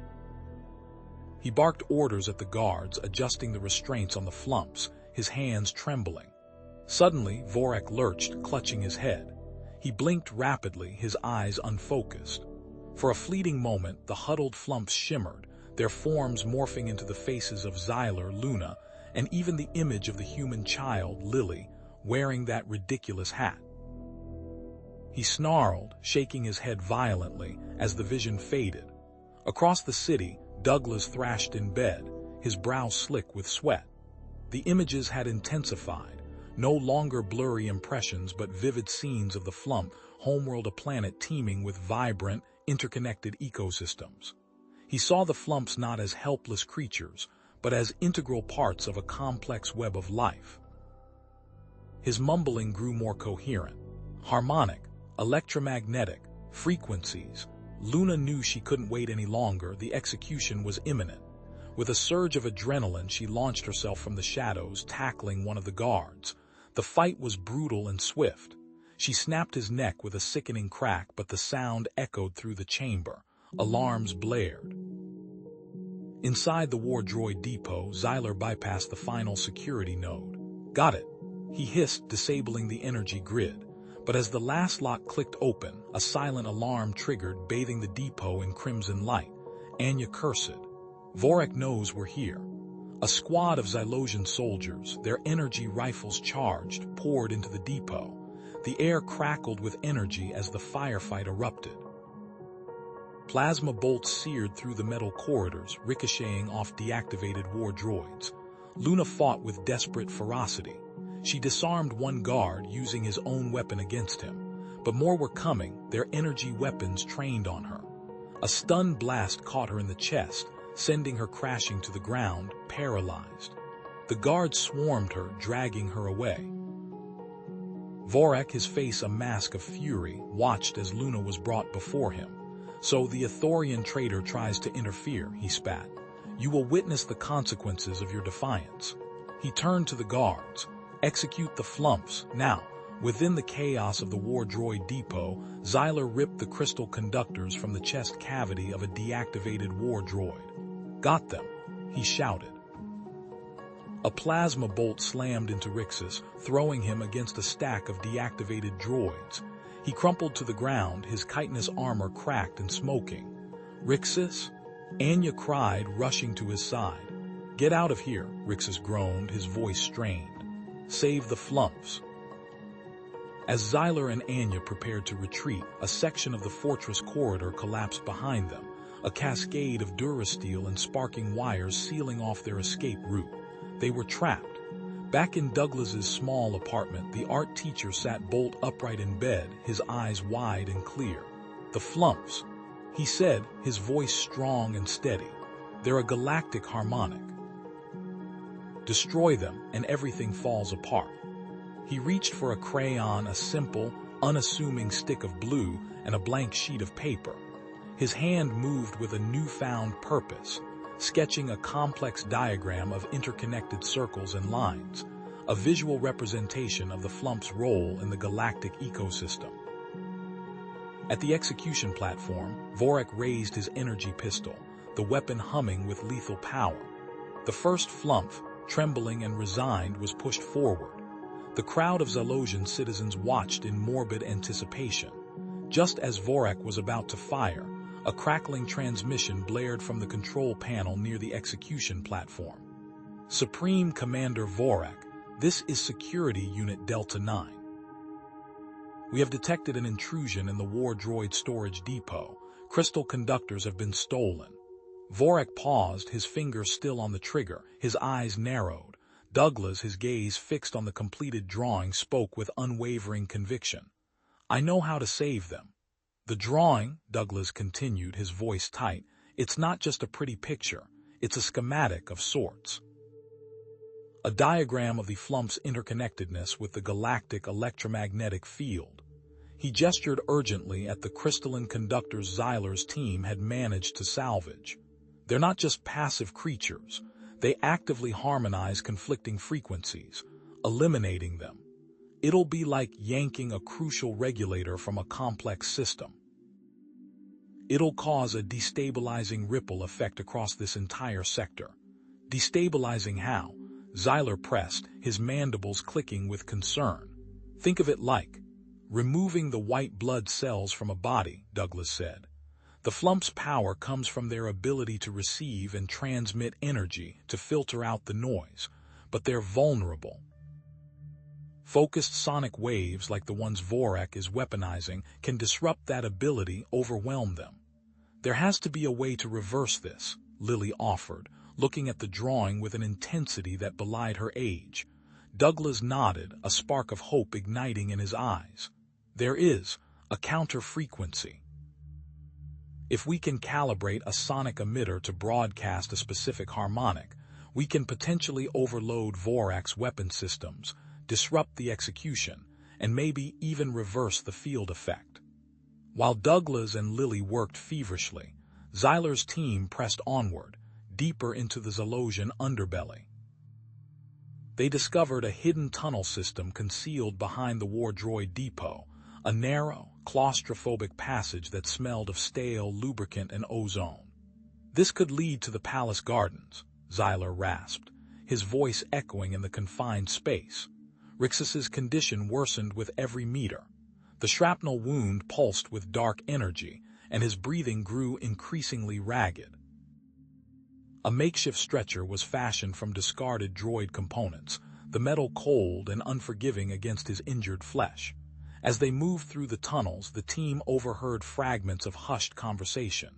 Xylosian guards, their voices tight with apprehension, were discussing Vorak's increasingly erratic behavior. Completely unhinged. One hissed. Hallucinations. Seeing things that aren't there. Vorak, in his command chamber high above, was indeed spiraling. The faces of his advisors seemed to morph before his eyes, their features contorting into grotesque caricatures of flumps, tiny hats perched mockingly on their heads. He saw Xyler's face in every shadow, Douglas's in every reflection. The flumps, he was convinced, were infiltrating his mind, poisoning his thoughts. Traitors, he roared, smacking his fist on the control panel. They're all traitors, they've been corrupted. Paranoia seized him, a suffocating blanket of fear and suspicion. He would end this. He would silence the voices. He lurched to his feet, his hand trembling as he activated the sonic weapons override system. Standard safety protocols flickered and died as he bypassed them, preparing to unleash the full, unbridled power of the device. He would incinerate the flumps, erase them from existence, and finally regain control. Imprisoned in a holding cell near the execution platform, Luna watched the chaotic energy swirling around Vorak through a narrow viewport. His madness was palpable, a suffocating miasma of fear and desperation. He's not acting out of strength, she realized, a cold dread settling in her stomach. He's terrified, terrified of losing control, of being seen as weak. She gripped the bars of her cell, the cold metal biting into her skin. "Guard," she called out, her voice barely a whisper. "Guard, please." A Xylosian guard, his face hidden behind a rigid helmet, approached the cell. "What do you want, Ithorian?" Luna took a deep breath, forcing herself to remain calm. She spoke in broken Xylosian, her voice strained but steady. "You have a duty to your people, to Xylos." The guard remained impassive. "My duty is to obey the Supreme Commander. But is it truly obedience to blindly follow a madman?" Luna pleaded. "Do you understand what will happen if you kill the flumps? They are connected to the very fabric of this world. Destroying them will poison the land, the water, the air. Your children will suffer." She gestured towards the viewport. "Look at Vorak. He is destroying everything he vowed to protect." The guard wavered, his mandibles twitching nervously. He glanced at the viewport, then back at Luna, his expression a mask of conflicted emotions. Fear warred with duty, obedience with reason. But in the end, fear won. I cannot disobey a direct order," he stammered, turning away. Miles away, hidden within the salvaged Xylosian transport ship, Douglas and Lily were nearing completion. Sweat plastered Douglas's hair to his forehead as he connected the final crystal conductor. Lily, her brow furrowed in concentration, adjusted the frequency modulator with delicate precision. Wires snaked across the floor, a chaotic tapestry of Earth technology and alien engineering. "Almost there," Douglas muttered, his eyes glued to the readings. "Just a few more adjustments." Lily nodded, her small hand steady as she fine-tuned the emitter. "Got it, Uncle Doug. The frequency is locked." Douglas took a deep breath, his heart pounding in his chest. "All right, Lily, let's give it everything we've got." Together, they activated the sonic emitter. A surge of energy pulsed through the ship, emanating from Douglas's drawing with an intensity that made the air crackle. The lines of Crayon seemed to glow, then lift from the paper, coalescing into a shimmering, holographic image of the Flump homeworld. Lush forests, sparkling rivers, and soaring crystalline structures filled the space, a vibrant testament to the Flump's harmonious existence. The holographic projection washed over Vorak, momentarily piercing the veil of madness that had consumed him. For a fleeting instant, his mind cleared, and he saw the devastation he was about to unleash. He saw the poisoned lands, the dying rivers, the crumbling crystalline cities. He saw the consequences of his actions, a future of desolation and despair. Vorak hesitated, his hand shaking above the firing mechanism. Doubt flickered in his eyes, a desperate plea for sanity in the face of overwhelming madness. And then, with a crash that echoed through the chamber, Xyler's team burst from the tunnels into the palace gardens, emerging directly between Vorak and the terrified, huddled mass of flumps. "Vorak, stop this madness." Xyler's voice cracked, raw with desperation. "You swore an oath to protect Xylos, not to destroy it. These are not flump illusions. They are trying to help us." Vorak's eyes, bloodshot and wide, darted around the palace gardens. "Lies, all lies, illusions woven by the flump filth. They seek to corrupt us, to weaken our commitment." He gestured wildly at Douglas, Lily, and Rixus. "Eliminate them. They are nothing but projections, phantoms sent to deceive us." The guards, faces grim, hesitated for only a moment before raising their energy rifles. Violet energy bolts streaked through the air, tearing up the manicured gardens. Xyler's team returned fire, plasma blasts scorching the ornate stonework. A fountain, sculpted in the likeness of a Xylosian war hero, shattered into 1,000 pieces. During the chaos, the stretcher supporting Rixus buckled, sending the injured alien sliding to the ground.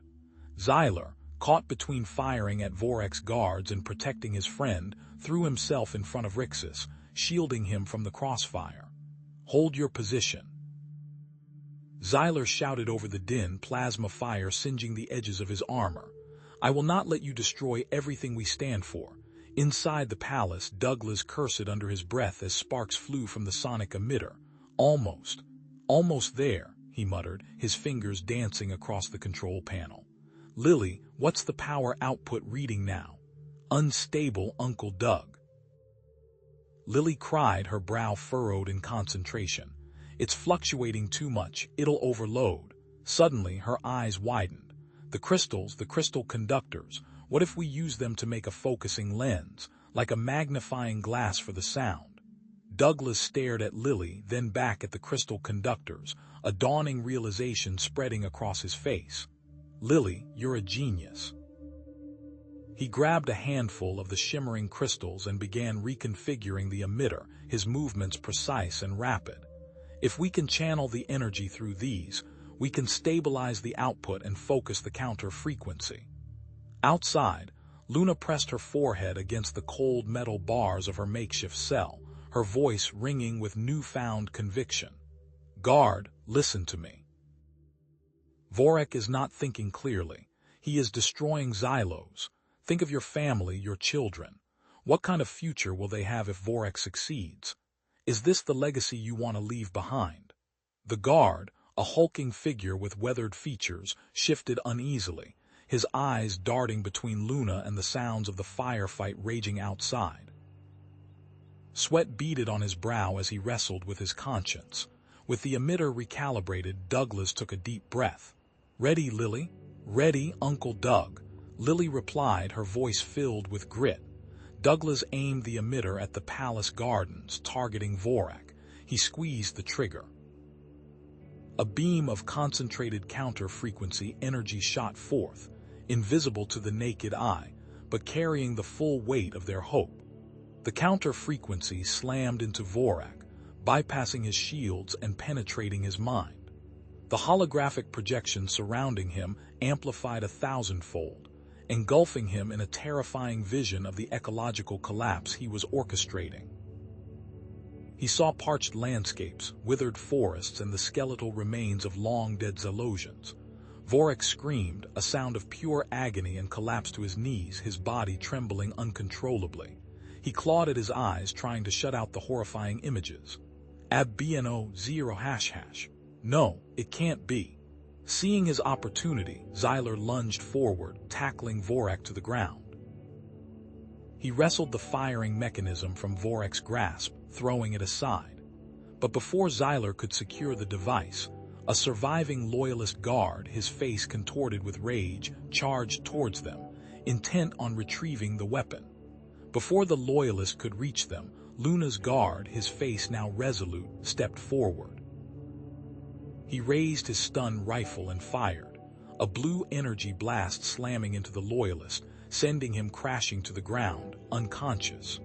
As the firefight began to subside, an unsettling silence descended upon the palace gardens, broken only by the moans of the wounded. Then a new sound emerged, a low, resonant hum emanating from the sonic weapon itself, independent of Vorax's control. The hum intensified, vibrating through the ground and up into their bones. The palace began to tremble, its ornate decorations rattling. The holographic projection flickered erratically, distorting the images of the gardens. Cracks spiderwebbed across the palace walls, and the perfectly manicured lawns began to wither and turn brown. The air grew thick with the stench of ozone and decay. The sonic weapon was resonating with the crystal conductors, creating a dangerous feedback loop. "It's too much," Lily cried, her voice filled with terror. "It's going to explode." A blinding light erupted from the sonic weapon, engulfing the palace and the surrounding area in a searing white inferno. The light faded, leaving a ringing silence punctuated by the groans of collapsing architecture. Dust motes danced in the air, illuminated by the fractured remains of the palace's holographic sky. Coughing, Douglas pushed himself up, his ears still ringing. Xyler lay sprawled a few feet away, clutching his arm. Luna was kneeling beside Rixus, her face etched with concern. Lily, surprisingly, seemed relatively unharmed, though her eyes were wide with shock. Vorax sat slumped against a shattered pillar, his eyes darting wildly, muttering, "Illusions. All illusions. They're in my head." He wasn't paralyzed anymore, but his mind seemed to be fracturing. The immediate area around the sonic weapon was a twisted mockery of its former self. Holographic projections flickered erratically, showing fragmented images of Xylosian landscapes that dissolved into glitched static. The very air seemed to shimmer with heat. The accelerated decay, already a threat, had become a ravenous beast in the palace's immediate vicinity. Patches of the once pristine crystal floor were crumbling into dust, and metallic fixtures corroded before his eyes. Xyler cursed, struggling to lift Rixus. "His breathing. It's shallow. He needs a medic now." Douglas squinted, noticing something amidst the devastation. The crystal conductors, though damaged, were still emitting a faint, pulsing light. A low hum vibrated through the floor. Lily tugged at his sleeve. He missed her, voice barely a whisper. "Mr. Brown, the crystals, they feel safe." Like a warm blanket, understanding dawned. The resonating crystals, they're generating a localized field, a shield of sorts. It's slowing down the decay within this area. Luna, her brow furrowed, glanced at the palace guards. Some were catatonic, staring blankly ahead. Others were thrashing wildly, screaming incoherently. Most were simply fleeing, their faces contorted with terror.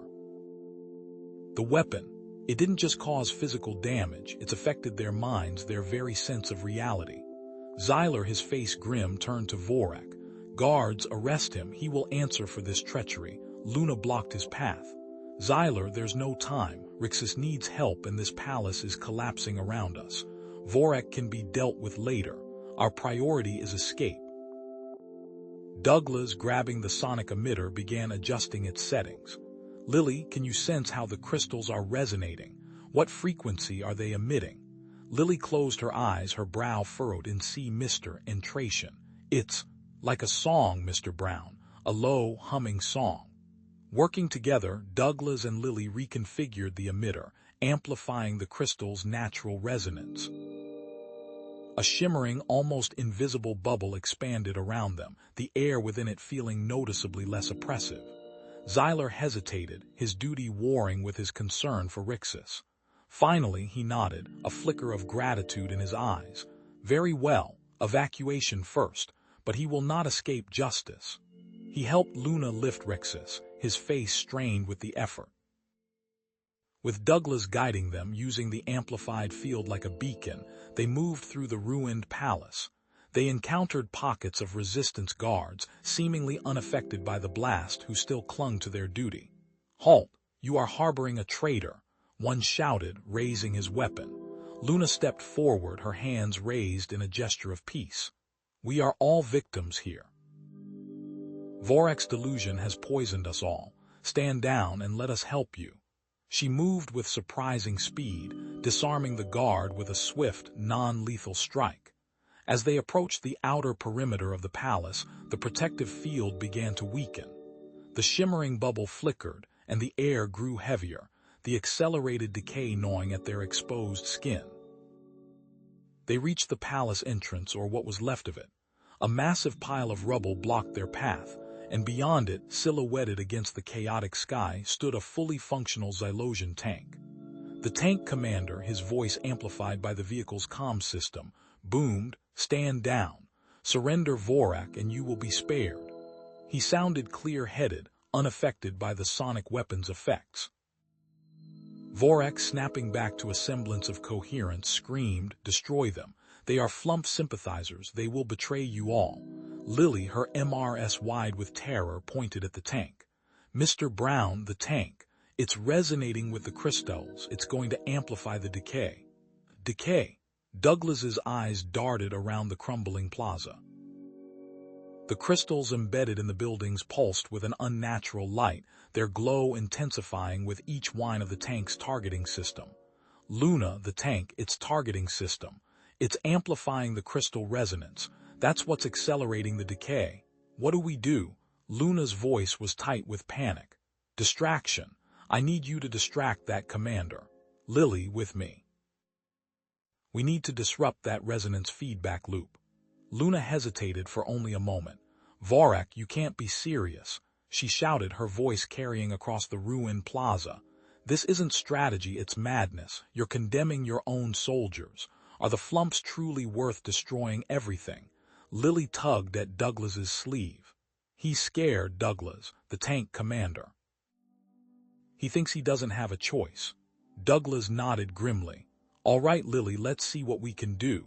He knelt beside the sonic emitter, his fingers flying across the control panel. "I need a counter-frequency, something to disrupt the tank's resonance.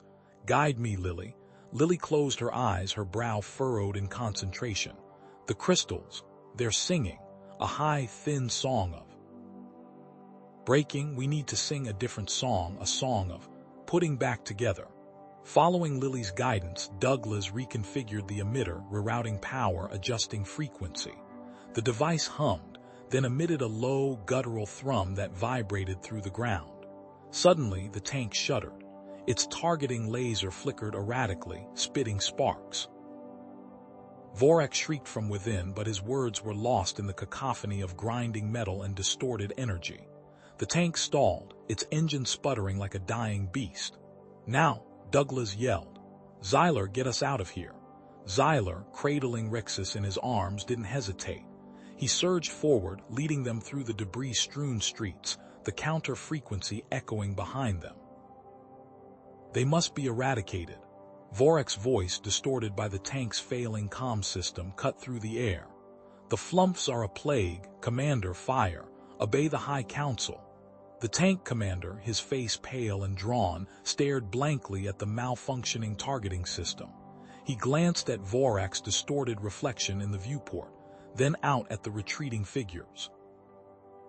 Doubt gnawed at him, amplified by the chaotic energy swirling around him. As they rounded a shattered building, the scene before them stole their breath. The accelerated decay had transformed the once familiar cityscape into a grotesque parody of itself. Buildings were twisted into impossible angles, their surfaces covered in pulsating, crystalline growths. The air shimmered with an oily sheen, and the ground crunched underfoot like shattered glass.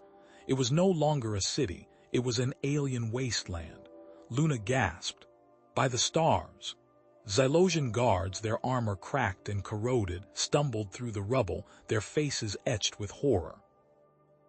Some had discarded their weapons and were surrendering to the encroaching decay, while others desperately scavenged for supplies, their eyes wide with fear. "Seize them!" Vorak's voice boomed from the tank, though his words seemed to lack conviction. "Seize them and cleanse them with fire." But the soldiers didn't respond. They were too consumed by their own survival, too disillusioned by the horrors unfolding around them. They ignored Vorak's command, their loyalty shattered by the reality of the Flump genocide. Douglas coughed, a metallic tang filling his mouth. Rixus, he's getting worse. Lily touched Rixus's forehead, her face clouding with concern. The air, it hurts him.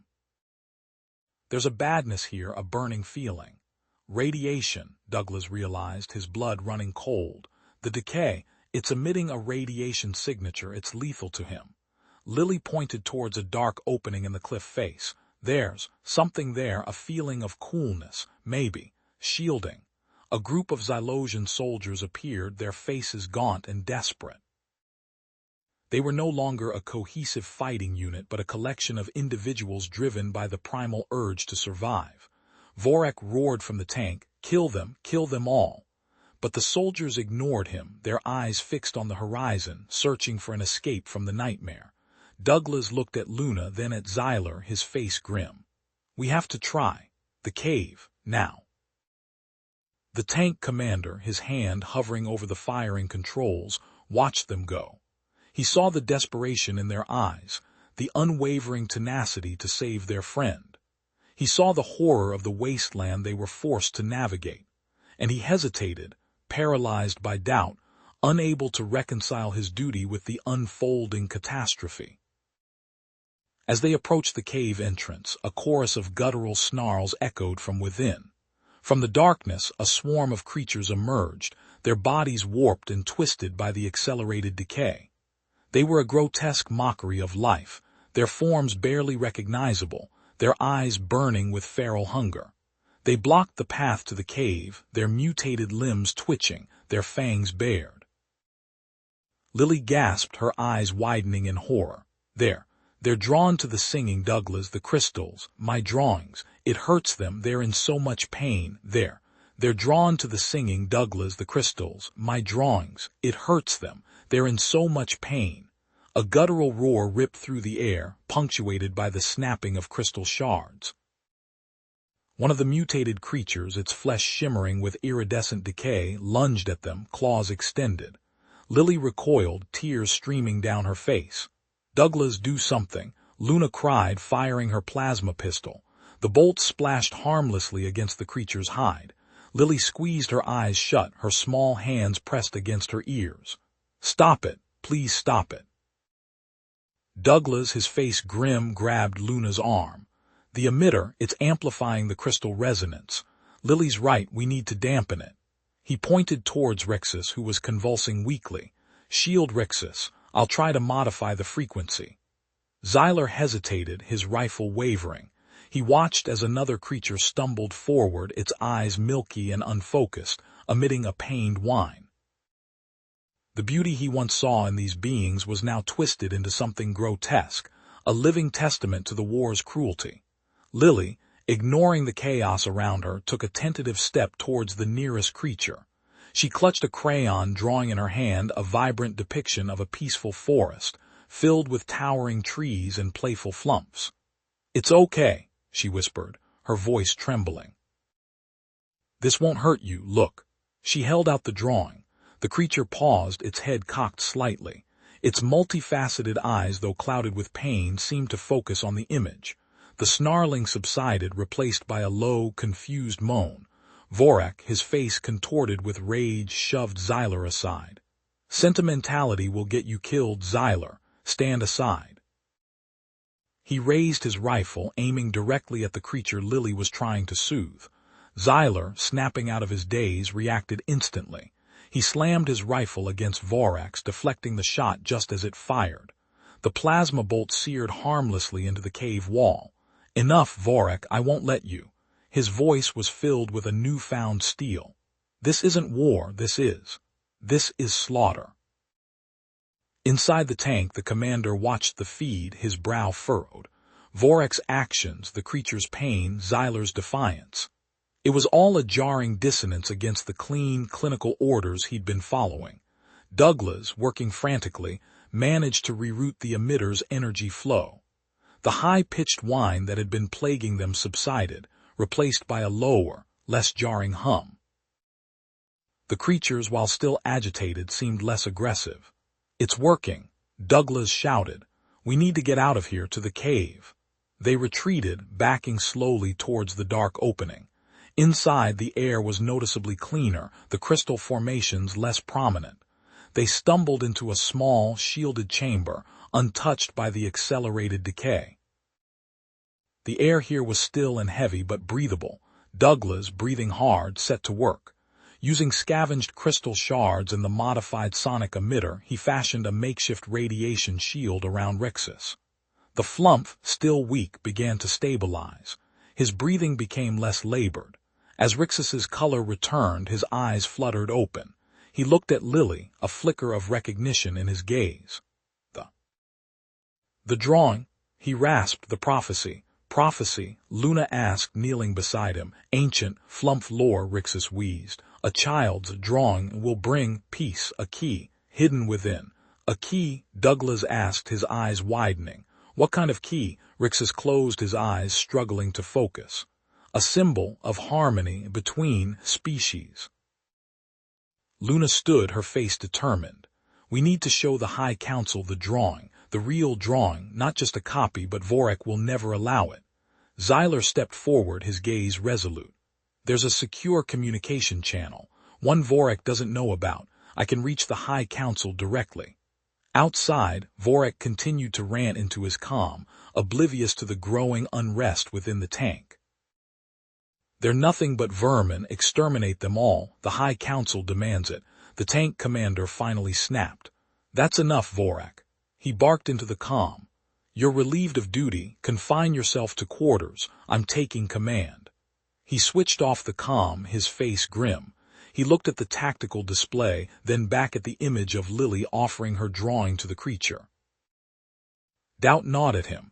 Lily tugged on Douglas's sleeve. My drawing. It was just a copy, the real one. It's at home, it feels stronger, maybe the key is in the real one. Douglas looked at Luna, then at Xyler. We need to contact the High Council now, and we need to get Lily's original drawing, before any more of this planet is destroyed. He paused. Xyler, can you get us through? Xyler nodded. I can, but we need to hurry. The dust swirled, a gritty fog illuminated by the flickering bioluminescent moss clinging to the cave walls. Rixus coughed, a wet, rattling sound that sent a fresh spike of anxiety through Douglas. Xyler, his multifaceted eyes darting nervously, was already fiddling with the salvaged communication device. I must re-establish contact, he rasped, his voice strained. The Council, they must be made to understand. He tapped frantically at the controls, his mandibles clicking in frustration. Interference. Significant interference. It is as if Vorak anticipated this. Minutes stretched into an eternity, filled only with the static hiss of the device and Rixus's ragged breathing. Finally, a crackle followed by a series of harsh, clipped tones. Xyler, this channel is restricted. Identify yourself and state the nature of your unauthorized communication. The voice was cold, devoid of emotion. Xyler straightened, his posture rigid. High Counselors, I am Xyler of the 3rd Quadrant Diplomatic Corps. I have evidence, irrefutable evidence, of Vorax. Rogue actions he has. He is attempting to incite genocide against the flump. A pause, the silence stretched, heavy and suffocating. Rogue actions, genocide, these are grave accusations, Xyler, grave indeed. We require proof, tangible proof, before we commit resources to what is likely a fabricated claim. Douglas stepped forward. We can provide proof. Rixus, the flump elder, possesses a unique biosignature. We can transmit it to you. It will verify Xyler's alliance and confirm his testimony. Luna, who had been tending to Rixus, whirled around, her Ithorian face a mask of disapproval. Douglas, no, you know what that entails, weakening the radiation shield. It could kill him. Douglas grimaced. He knew the risks. The makeshift radiation shield, cobbled together from salvaged technology, was barely keeping Rixus alive. Temporarily lowering it, even for a few seconds, could be fatal. He knelt beside Rixus, his face etched with concern. The flump's bioluminescence flickered weakly, casting dancing shadows on the cave walls. His breathing was shallow and rapid. We don't have a choice, Luna, Douglas said, his voice low. If we don't convince the council Vorak will succeed, the entire species will be wiped out. Luna's shoulders slumped. But at what cost, Douglas, at what cost Rixus is? He's become. He is family. Her voice cracked with emotion. I will not risk his life for this. It's a risk we have to take, Douglas insisted, meeting her gaze. The potential benefits outweigh the risks. We're talking about saving an entire species, Luna. We can't let Vorak win. He softened his tone. We'll be quick, minimal exposure. I promise we'll do everything we can to protect him. Reluctantly, Luna nodded. Very well, but I will be the one to adjust the shield.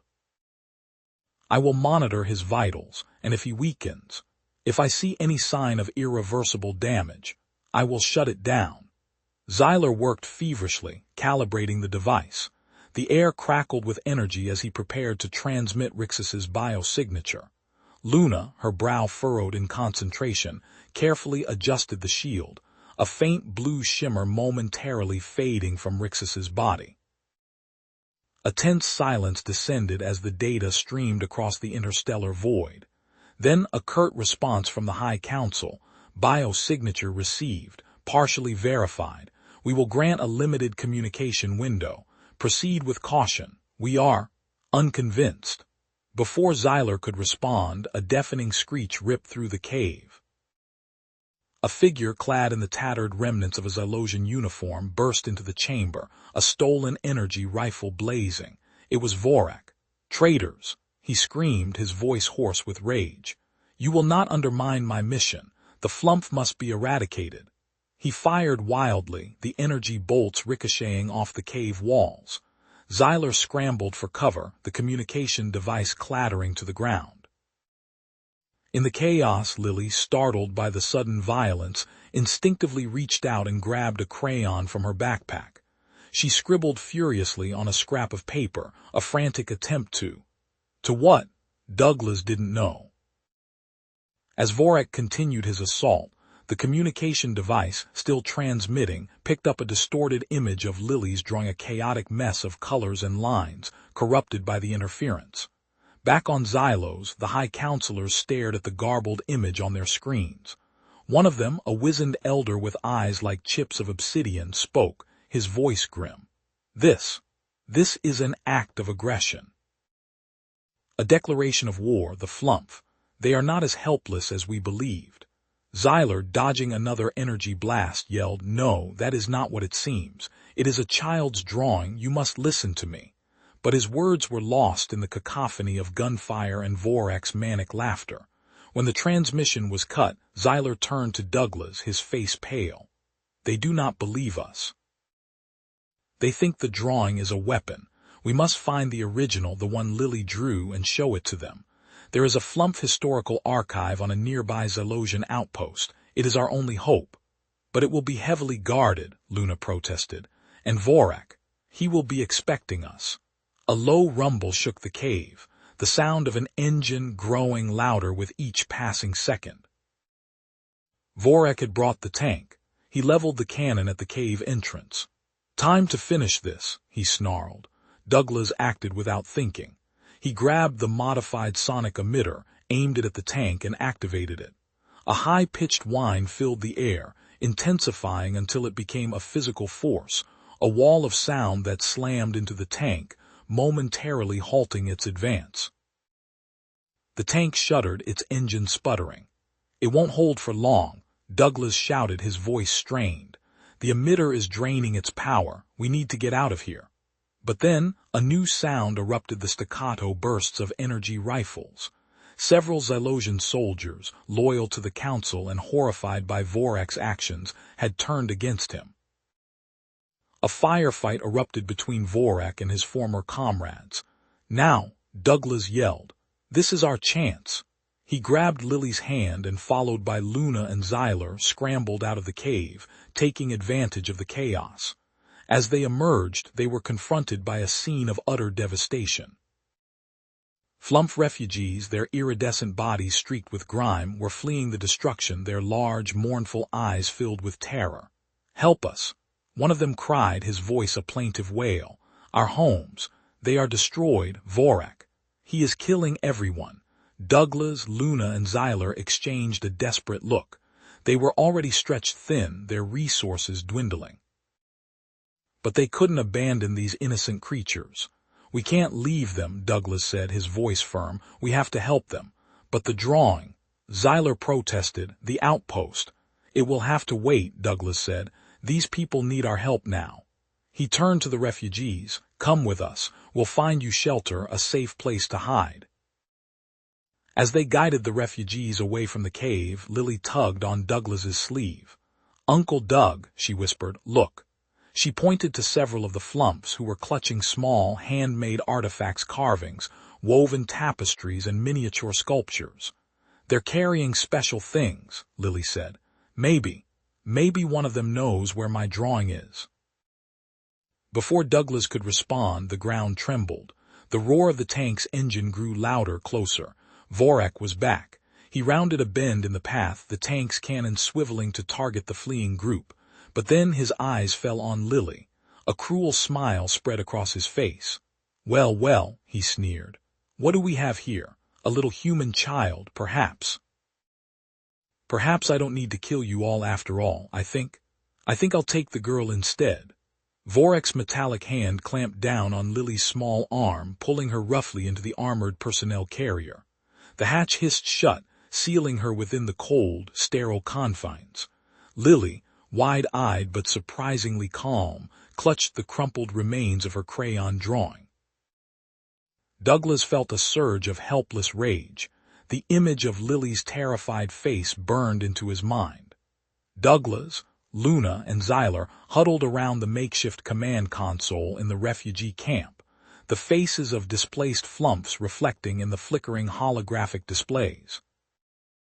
The immediate needs of the refugees were overwhelming medical attention, food, shelter, but the image of Lily imprisoned in that tank drove Douglas onward. "We have to find her," he said, his voice tight with desperation. "Xyler, can you track the tank's energy signature?" A wizened flump, its bioluminescent glow dimmed with sorrow, floated forward. I overheard the Zalosians speaking of the flump historical archives before the attack. The original drawing. It might be there. They considered it an important cultural artifact. Douglas's mind raced. The archives were in the opposite direction of where Vorak was likely headed. "Luna, I need you and Xyler to go after Vorak. I'll lead the refugees to safety. The archives. They might hold something else that can help." It was a desperate gamble, splitting their forces, but he couldn't shake the feeling that the original drawing held a key. Vorak, inside the rumbling tank, activated a comm channel to the Supreme Commander. Lily sat silently, watching him with unnerving composure. "Supreme Commander, I have secured a human child. I propose an immediate ultimatum. The flumps surrender unconditionally, or this offspring will face the consequences. I request authorization for immediate extermination of the flump population as a show of force." The Supreme Commander's face, etched with weariness, appeared on the tank's main display. His gaze lingered on Lily's image. "Vorak, why bring a child to the front lines? It is unconventional." His voice held a note of curiosity that Vorak seemed to miss entirely. Lily, sensing a flicker of humanity in the Supreme Commander's eyes, reached out and touched the control panel. Her small fingers danced across the surface, bypassing Vorak's security protocols. The complete, undamaged image of her crayon drawing the flump with the tiny hat bloomed on the Supreme Commander's console, filling the screen with its simple, unadulterated innocence. The Supreme Commander stared at the drawing. The crude lines, the vibrant colors, the sheer, unadulterated joy radiating from the flump's smiling face. It triggered a cascade of forgotten memories. Images of his own childhood, of Zalosian children creating art with the same innocent abandon, flooded his mind. A pang of guilt, sharp and unexpected, pierced through his battle-hardened exterior. Luna and Xyler, piloting a stolen Zalosian scout ship, strafed the tank with laser fire. The tank's shields flared, deflecting the blasts, but their attack was a desperate, defiant act. We have to disable it before it reaches the Flump settlement. Luna yelled over the comms, her voice strained. But their small ship was no match for the tank's superior firepower. Douglas, having guided the refugees to a hidden valley, raced back towards the tank's projected path, his heart pounding. He clutched the modified sonic emitter Xyler had given him, a desperate plan forming in his mind. He knew that Xylosian targeting systems relied heavily on sonic triangulation. As the tank lumbered closer, Douglas activated the emitter. A high-frequency pulse, barely audible to human ears, ripped through the air, bouncing off the tank's metallic hull. Inside, Vorak cursed as his targeting systems flickered erratically. He hit his fist on the console, his frustration growing. Distracted, Vorak made a reckless maneuver, attempting to realign his targeting matrix. The tank lurched violently, its treads losing traction on the uneven terrain. With a screech of metal, the tank careened off course, crashing into the side of a crumbling structure, the Flump Historical Archive. The Supreme Commander, watching the feed from Vorak's tank, saw the chaotic scene unfold. He saw the crash, the dust billowing, and then he saw Lily unharmed, her face still holding that same innocent expression. He saw the drawing, now slightly smudged but still radiating its simple message of hope. Cease fire immediately. The Supreme Commander's voice boomed across all channels, overriding Vorak's commands. Vorak, you are hereby relieved of command. You are to be placed under immediate arrest for violating the High Council's mandate on civilian casualties. Douglas, Luna, and Xyler rushed towards the wreckage of the tank. They pried open the mangled hatch and pulled Lily out, embracing her tightly. Lily smiled, holding up her drawing. I showed him the hat, she said simply. The Supreme Commander's image filled the main view screen across the planet. Behind him, a massive holographic projection displayed Lily's drawing for all to see. People of Xylos, he began, his voice resonating with newfound conviction. For too long, we have allowed fear and hatred to cloud our judgment. This simple drawing created by a human child has reminded me of the values we have forgotten: the value of innocence, the value of compassion, the value of life.